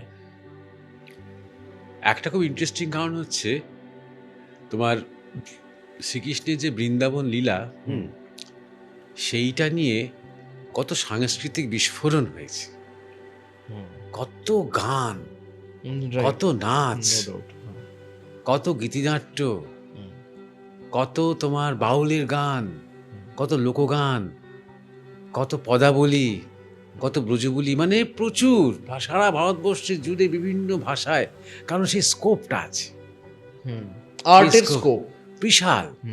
মানে বংশীধারী কিশোর, হ্যাঁ, তিনি গোপালন করছেন, হ্যাঁ, আর সব নারীরা যারা বিবাহিত, তার চেয়ে বয়সে বড়, হ্যাঁ, তার প্রেমে মশগুল। শুধু গোপীরা নয়, সেখানকার গাছেরা, পশু পাখিরা, ময়ূররা, সবাই তার প্রেমে মশগুল। এবং তিনি তাদের সাথে নাচছেন, রাসমঞ্চ করছেন, গান করছেন, বাঁশি বাজাচ্ছেন, খেলা করছেন, সাঁতার কাটছেন। এইটা একটা কালচারাল এক্সপ্রেশন দেয় এই ছবিটা। সেই কালচারাল এক্সপ্রেশন ভারতবর্ষে বিরাটভাবে হয়েছে। তুমি এখন যদি একটা গান লিখতে বসো, তুমি সহজেই বৃন্দাবন নিয়ে গান লিখতে পারবে। কিন্তু অর্জুনকে শ্রীকৃষ্ণ ওই রকম ধরনের উপদেশ দিচ্ছেন, প্রবচন দিচ্ছেন, তুমি চট করে ওইখান থেকে একটা রসবোধ গান তৈরি করতে পারবে না, একটা নাচ তৈরি করতে পারবে না। একটা নাটক করতে গেলেও সেটা ড্রাই হবে, শুধু একটাই লোক কথা বলে যাচ্ছে, মাঝে মাঝে আরেকটা লোক শুধু জিজ্ঞাসা করছে, বুঝতে পারছো? সুতরাং ওইটা ঠিক একটা কালচারাল এক্সপ্রেশনের জায়গা নয়, ওটা একটা আনন্দের জায়গা নয়, ওটা জিজ্ঞাসার জায়গা, ওটা খোঁজের জায়গা, রেজলিউশনের জায়গা, সমস্যার সমাধানের জায়গা। আর আনন্দের জায়গাটা হচ্ছে বৃন্দাবন, বুঝতে পারছো? হ্যাভিং সেড দ্যাট, এটা হচ্ছে প্রথম কথা, যার জন্য বেশি জনপ্রিয় হয়েছে। সবচেয়ে শ্রেষ্ঠ শ্রেষ্ঠ শিল্পীরা, মানে এখনকার আধুনিক কালের রবীন্দ্রনাথ ঠাকুর থেকে শুরু করে ঋতুপর্ণ ঘোষ পর্যন্ত, তারা কিন্তু এই বৃন্দাবনের লীলা নিয়ে কত কী রচনা করেছেন, কত কী তৈরি করেছেন। বাউলের গান নিয়েও, বাউলের গান তো অসাধারণ গান। বাউল গান তো করে, গীতা নিয়ে তো করে না বাউল গান রাধাকৃষ্ণকে নিয়ে বাউল গান করে, বুঝতে পারছো? প্রচুর এখনো করে যায়, গোপীদের নিয়ে, কৃষ্ণকে নিয়ে বাউল গান করে যায়। তো এই যে একটা কালচারাল এক্সপ্রেশন হয়েছে না, এটা একটা বড় কারণ। এত কীর্তনকে যতই আমরা খারাপ বলি না কেন, মানে সবাই সব কীর্তন করছে, কোয়ালিটি অফ কীর্তনের জায়গাতে খুব খারাপ। সেটা গ্রামের দিকে যা পালাগান ফালাগান করে খুব খারাপ, কিন্তু অ্যাকচুয়াল কীর্তনটা কিন্তু খুব রিচ একটা হেরিটেজ। এটাও খেয়াল রেখো, অ্যাকচুয়াল কীর্তন ভেঙেই বাউল গান এসেছে। কীর্তন প্রচলন হয়েছে চৈতন্য মহাপ্রভুর সময় থেকে। আজকে বাংলার আধুনিক গান, বাংলা সিনেমার গান, রবীন্দ্রনাথের গান ভর্তি কীর্তনাঙ্গের গান। কীর্তন ছাড়া বাংলা সঙ্গীত অসম্পূর্ণ। এই কীর্তনটা এসেছেই রাধাকৃষ্ণের কনসেপ্টটা থেকে, চৈতন্যদেব সেটাকে নিয়ে এসেছে, বুঝতে পারছো? সুতরাং আমাদের যে সংস্কৃতি, ভারতবর্ষেরও যে সংস্কৃতি, অনেকটাই ঋণী শ্রীকৃষ্ণের এই গল্পের কাছে। আরও অনেক কিছু দিয়ে আমরা গান বাজনা করেছি। রামের ফেরা, লঙ্কা থেকে শ্রীরামচন্দ্র জয়ী হয়ে সীতাকে, লক্ষ্মণকে, হনুমানকে নিয়ে ফিরছেন, এই নিয়ে কত গান আছে, এই নিয়ে কত সঙ্গীত আছে। আনন্দ, এগুলো কি বলবো তো, আনন্দ। গীতা কিন্তু আনন্দ নয়, গীতা একটা খোঁজ। গীতা হচ্ছে একটা মুমূর্ষু, একজন জিজ্ঞাসু জানতে চাইছে, আর শ্রীকৃষ্ণ তাকে উত্তর দিচ্ছেন। এটা হচ্ছে ফার্স্ট ফ্যাক্টরটা। সেকেন্ড ফ্যাক্টরটা হচ্ছে এটা স্পিরিচুয়াল কনসেপ্ট। সেটা হচ্ছে যে আমাদের কিন্তু যেতে হবে গীতা দিয়েই, আমাদের কিন্তু এগোতে হবে গীতা দিয়ে। গীতার যে কর্মযোগ, যে তুমি বলছো না, যে ধরো আমি যদি ভালোবেসে তাকে ডাকি, তখন সেটা হচ্ছে ভক্তিযোগ।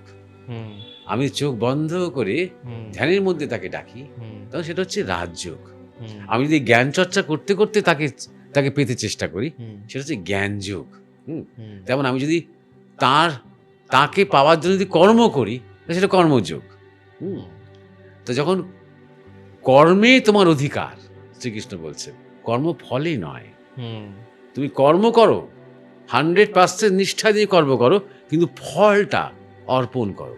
এই কর্মযোগ শুরু, এটা কিন্তু শেষ নয়। এই অর্পণ করা থেকে কর্মযোগ শুরু হলো। এরপর ধীরে ধীরে ধীরে ধীরে ধীরে ধীরে তুমি কর্মী এবং কর্ম একাকার হয়ে যাক। আমি কর্ম করছি, এই ভাবটাও আস্তে আস্তে তোমার ত্যাগ হয়ে যাক।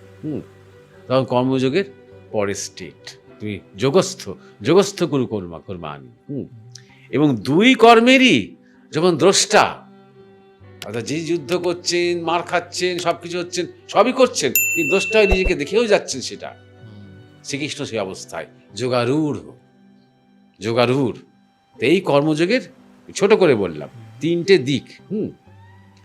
কারণ অর্জুনের মধ্যে কি হয়েছিল, অ্যাটাচমেন্ট এসে গিয়েছিল, আসক্তি এসে গিয়েছিল, আমার সামনে ওইগুলো। তুমি বললে এটা তোমার ধর্ম। আর একটা খুব গুরুত্বপূর্ণ কথা বলেছেন, স্বধর্ম, অর্থাৎ তোমার কর্ম তোমার স্বভাব অনুযায়ী। তাহলে এই গীতার এই শিক্ষার মধ্যে দিয়ে আমাদের আধ্যাত্মিক পথে এগোতে হবে। এগিয়ে যখন আমরা চরম স্থিতিতে পৌঁছাবো, এটা এবারে খুব ইম্পর্টেন্ট ব্যাপার, যখন আমরা চরম স্থিতিতে পৌঁছাবো, তখন আমাদের সেই বৃন্দাবনে পৌঁছানোর অধিকার আসবে। বলা হয় আজ্ঞাচক্র পর্যন্ত আমাদের পুরুষকার, আজ্ঞাচক্র ভেদ হলে তারপর আজ্ঞাচক্র থেকে সহস্রাজ্যে যাওয়া, ওটার আমাদের ইচ্ছায় নয়, ওটা গুরুর ইচ্ছায়। ঈশ্বরের ইচ্ছায়। আর তখন বৃন্দাবন, নিত্য বৃন্দাবন, বুঝতে পারছো? অর্থাৎ কাম, ভোগ, স্বার্থ বিন্দুমাত্র থাকলে এই বৃন্দাবন তত্ত্বে ঢোকা যায় না। এটা একদম তাত্ত্বিক স্পিরিচুয়াল বৃন্দাবন, যে বৃন্দাবন দর্শন রূপ সনাতন করেছিলেন, বুঝতে পেরেছো?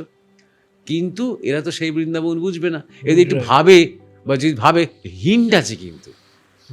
কৃষ্ণ কিন্তু কিশোর, কৃষ্ণ কিন্তু এখনো বয়ঃসন্ধিকালে আসেননি। অর্থাৎ তার মধ্যে তখনো পর্যন্ত একটা নারীর প্রতি যে একটা আকর্ষণ, ওসব তৈরি হয়নি। নিজের আনন্দে বাঁশিটাই বাজান।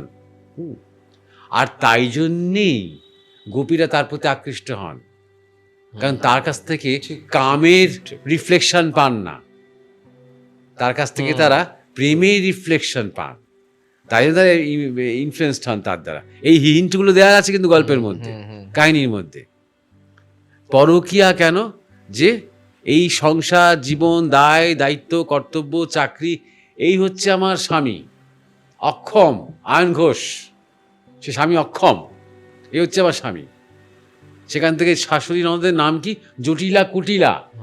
দেখো নামগুলোর মধ্যেও হিন্ট দেওয়া আছে। জটিলা, কুটিলা শাশুড়ি ননদের নাম। তারা আমাকে আটকে রেখেছে, সমালোচনা করছে, আমাকে ছোট করছে। হ্যাঁ, মাঝে মাঝে বাঁশি বেজে উঠছে, তখন সেই বাঁশির জন্য আমি ব্যাকুল হয়ে উঠছি। বলছে সব ছেড়ে সে বাঁশির দিকে আমি ছুটে যাই। তিনি হচ্ছেন পরকীয়া, অর্থাৎ সেই বাঁশিটা হচ্ছে ঈশ্বরের ডাক। ওসব কিছুই তোর নয় রে, দুদিনে চলে আয় আমার কাছে। হ্যাঁ, সেই বাঁশিটাই হচ্ছে পরকীয়া। এই হচ্ছে হিন্টটা, লিঙ্কটা। এটা বৃন্দাবন কনসেপ্টে আসল জায়গায় ধরার চেষ্টা করছে, বুঝতে পারছো? সেটা তো মানুষ বোঝে না। এবার বেশিরভাগ দেখা যায় যারা খুব তামসিক লোক, তারা এইসব কীর্তন টির্তন, বৃন্দাবন বা এইসব গল্প নিয়ে মেতে থাকে। তামসিক লোক মানে কি? তারা নিজেরা যে জীবনটা যাপন করে, তারা তাদের কৃষ্ণ রাধা বলে যারা আছেন, হ্যাঁ, তাদের উপর সেটা আরোপ করে। ঠিক কথা, বুঝতে পারছো? সব নিজেরা স্যাটিসফ্যাকশন পায়। শিবের কথা বলতে গেলে ত্যাগের কথা বলতে হয়, বিবেকানন্দের কথা বলতে গেলে সন্ন্যাসের কথা বলতে হয়। এগুলো তো জটিল জটিল খটোমটো ব্যাপার। আমাদের তো বাবা রাত্রির বেলাতে স্ত্রী শরীর ছাড়া চলবে না, পরিষ্কার বলছি। শিবের কথার সাথে গাজার কথাকে কানেক্ট। হ্যাঁ, স্ত্রীরও তো তার মানে পুরুষ শরীর ছাড়া চলবে না। হ্যাঁ, সুতরাং কি করি তাহলে? আমরা কি তাহলে ঠাকুর দেবতা থেকে একদম বঞ্চিত হয়ে থাকবো? তাহলে আমরা বড় মনে করিনি যে রাধা কৃষ্ণ তো তারই কনসেপ্ট, কৃষ্ণের তো এত বিবাহ, এত গোপিনী, এটাই তো তাহলে কৃষ্ণ কনসেপ্ট। যত খুশি তোমার যা ইচ্ছে তাই করো, শুধু মাঝখানে একটু হরিনাম করে না, একটু গান গায়ে লাম্পো জাম্পো করো, ব্যাস, তা তোমার কোনো চিন্তা নেই। বেশিরভাগ তামসিক মানুষরা হ্যাঁ এইসব নিয়ে থাকতে ভালোবাসে। কিন্তু এটা দুর্বল দিক, কিন্তু এটাই সবটা নয়। কৃষ্ণের বৃন্দাবন লীলা একটা, যেটা আমাদের গুরুমাজ বলতেন, এটা অপ্রাকৃত চিন্ময়, অপ্রাকৃত, প্রকৃতির মধ্যে নয়, এটা অপ্রাকৃত। এখনো চলছে সে বৃন্দাবন লীলা, তোমার মধ্যে চলছে। তোমাকে সেটা অ্যাক্সেস করতে গেলে তোমাকে আজ্ঞাচক্র ভেদ করতে হবে, বুঝতে পারছো? অপ্রাকৃত চিন্ময় এটা, এটা অন্য রস, তাই না? রাস মঞ্চ বলা হয়, যেখানে পূর্ণ রস, উজ্জ্বল রস, উল্লাস রস সেখানে উদ্ভূত হয়।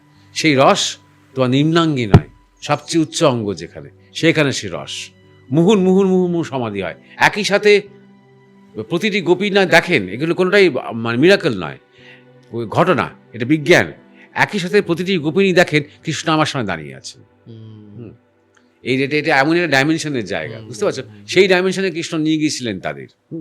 অতএব এটা আমাদের মতন সাধারণ মানুষ যারা খুব সাধারণ অবস্থায় আছি, আমাদের পক্ষে বোঝা সম্ভব নয়। কিন্তু তাই বলে কীর্তনকে ছোট করা যাবে না, কারণ এই ঘটনায় কেন্দ্র করে, আধ্যাত্মিক ঘটনাই বলো বা ফিজিক্যাল ঘটনাই বলো, এই ঘটনায় কেন্দ্র করে এত সাহিত্য, সংস্কৃতি এবং তোমার কালচারাল একটা বিস্ফোরণ হয়েছে না, এক্সপ্লোশন হয়েছে, যা ভারতবর্ষ, বিশেষ করে বাংলাকে এত সমৃদ্ধ করেছে, এতটা আমরা ঋণী তুমি কল্পনাও করতে পারবে না। নিজেরাই জানি না যে এই কৃষ্ণ কথা থেকে, বিশেষ করে বৃন্দাবন কথা থেকে আমরা কতটা ঋণী, তার প্রতি আমাদের কৃতজ্ঞ হওয়া উচিত। সুতরাং গীতাও দরকার, কিন্তু গীতা ঠিক একটা কালচারাল এক্সপ্রেশনের জায়গা নয়, এটা খেয়াল রেখো। গীতা নিয়ে গান, গীতা নিয়ে নাচ, গীতা নিয়ে নাটক, গীতা নিয়ে রোমাঞ্চ, গীতা নিয়ে সবাই মিলে আনন্দ করছি, এটা হয় না সাধারণত। গীতা একটা ইন্টেলেকচুয়াল একটা ডিসকোর্স। হ্যাঁ, গীতার মধ্যে দিয়ে আমরা যাব যখন আমরা সিরিয়াস সাধনা করব, আর সিরিয়াস সাধনার মধ্যে যখন আমরা সিদ্ধ হব, তারপর আমরা বৃন্দাবনে প্রবেশ করার অধিকার পাবো। বুঝতে পারছো? না আমি এটাই এইটা বলছিলাম ক্লাসিক। আরেকটা দেখো কত, আমি বারবার বলছি, ইঙ্গিত দেওয়া আছে। শিবের মনে হলো উনিও বৃন্দাবনে জয়েন করবে, হ্যাঁ হ্যাঁ, তখন তিনি নারীর ছদ্মবেশ ধরলেন, শুনলেন যে পুরুষ জয়েন করতে পারবে না, কৃষ্ণই সেখানে একমাত্র পুরুষ। নারীর ছদ্মবেশ ধরে, মানে কৃষ্ণ একজন সখী হয়ে তিনি প্রবেশ করতে গেলেন, দ্বারে একজন নারী ছিলেন, তিনি আটকে দিলেন, চিনতে পারলেন শিবকে। তো যাই হোক, শিব ঢুকতে পারলেন না, কৃষ্ণ লজ্জা পেলেন, কিন্তু 2 সেকেন্ডের জন্য তিনি মানে অন্তর্হিত হলেন, শিবকে স্তুতি করলেন, এইসব যা হলো। কিন্তু মানেটা কি? শিবের কি আছে? ত্যাগ আছে, জ্ঞান আছে। ত্যাগ এবং জ্ঞান কি? তুমি প্রবেশ করতে পারবে। ত্যাগ এবং জ্ঞান কি? ঐশ্বর্য। বিন্দুমাত্র ঐশ্বর্য বুদ্ধি থাকলে প্রবেশের তোমার অধিকার নেই। আমার এই আছে, আমার কিচ্ছু নেই, আমিই নেই, শুধু তুমি আছো, এইটাতেই প্রবেশ করা যায়। কাম নেই, ভোগ নেই, মান নেই, ঐশ্বর্য নেই, আমি অমুক, আমি তমুক, আমি আমি মাত্র 2 ঘন্টা যেন মাত্র সময় পেয়েছি, তাতে আমাকে ছেড়ে দাও, এসব কিচ্ছু নেই। জিরো হয়ে যখন আমি গেছি, তখনই আমার বৃন্দাবনের অধিকার। আর আজ্ঞাচক্র ভেদ হলেই একমাত্র ওই জিরো দিয়ে ঢোকা যায় ওই ইনফিনিটি রাজ্যে। বুঝতে পারছো? শিবের মধ্যেও এক চিলতে হলেও জ্ঞান এবং ত্যাগের একটা ঐশ্বর্য রয়েছে। তার হয়তো অহংকার নেই, কিন্তু তাকে ঘিরে, শিবের নামটি ঘিরে একটা মহিমা রয়েছে, একটা সিংহাসন রয়েছে, একটা পদ রয়েছে, যার জন্য তার অধিকার নেই। মহারাজ, আমরা মোটামুটি যা যা আপনার সাথে কথা বলতে চাইছিলাম সবটাই সম্পূর্ণ করলাম। খুব ভালো লাগলো, মানে আমি অনেক বিষয় আমার নিজের ক্লিয়ার হলো, আমার নিজের জানার ছিল। আপনার যদি আর কিছু বলার থাকে আপনি সেটা বলতে পারেন। আমরা শেষ করার সম্মুখেই চলে এসেছি। হ্যাঁ, কথা তো শুরু হলে আর শেষ হ্যাঁ না হলেই ভালো লাগে, মনে হয় এইসব কথা চলুক, আমারও ভালো লাগে, কিন্তু আমাকে আরেকটা জায়গায় যেতে হবে আজকে। হ্যাঁ। আমার একটু মানে সময়ের একটা ব্যাপার হয়ে গেছে। আবার পরে নিশ্চয়ই আমাদের দেখা হবে তোমাদের চ্যানেলে, হ্যাঁ, সকলের সাথে আবার কথাবার্তা হবে। আপনার সাথে অনেকদিন পর কথা বললাম, মানুষ হ্যাঁ। চাইছিল, খুব ভালো লাগলো আমার নিজের। অসংখ্য ধন্যবাদ মহারাজ। ধন্যবাদ। হ্যাঁ।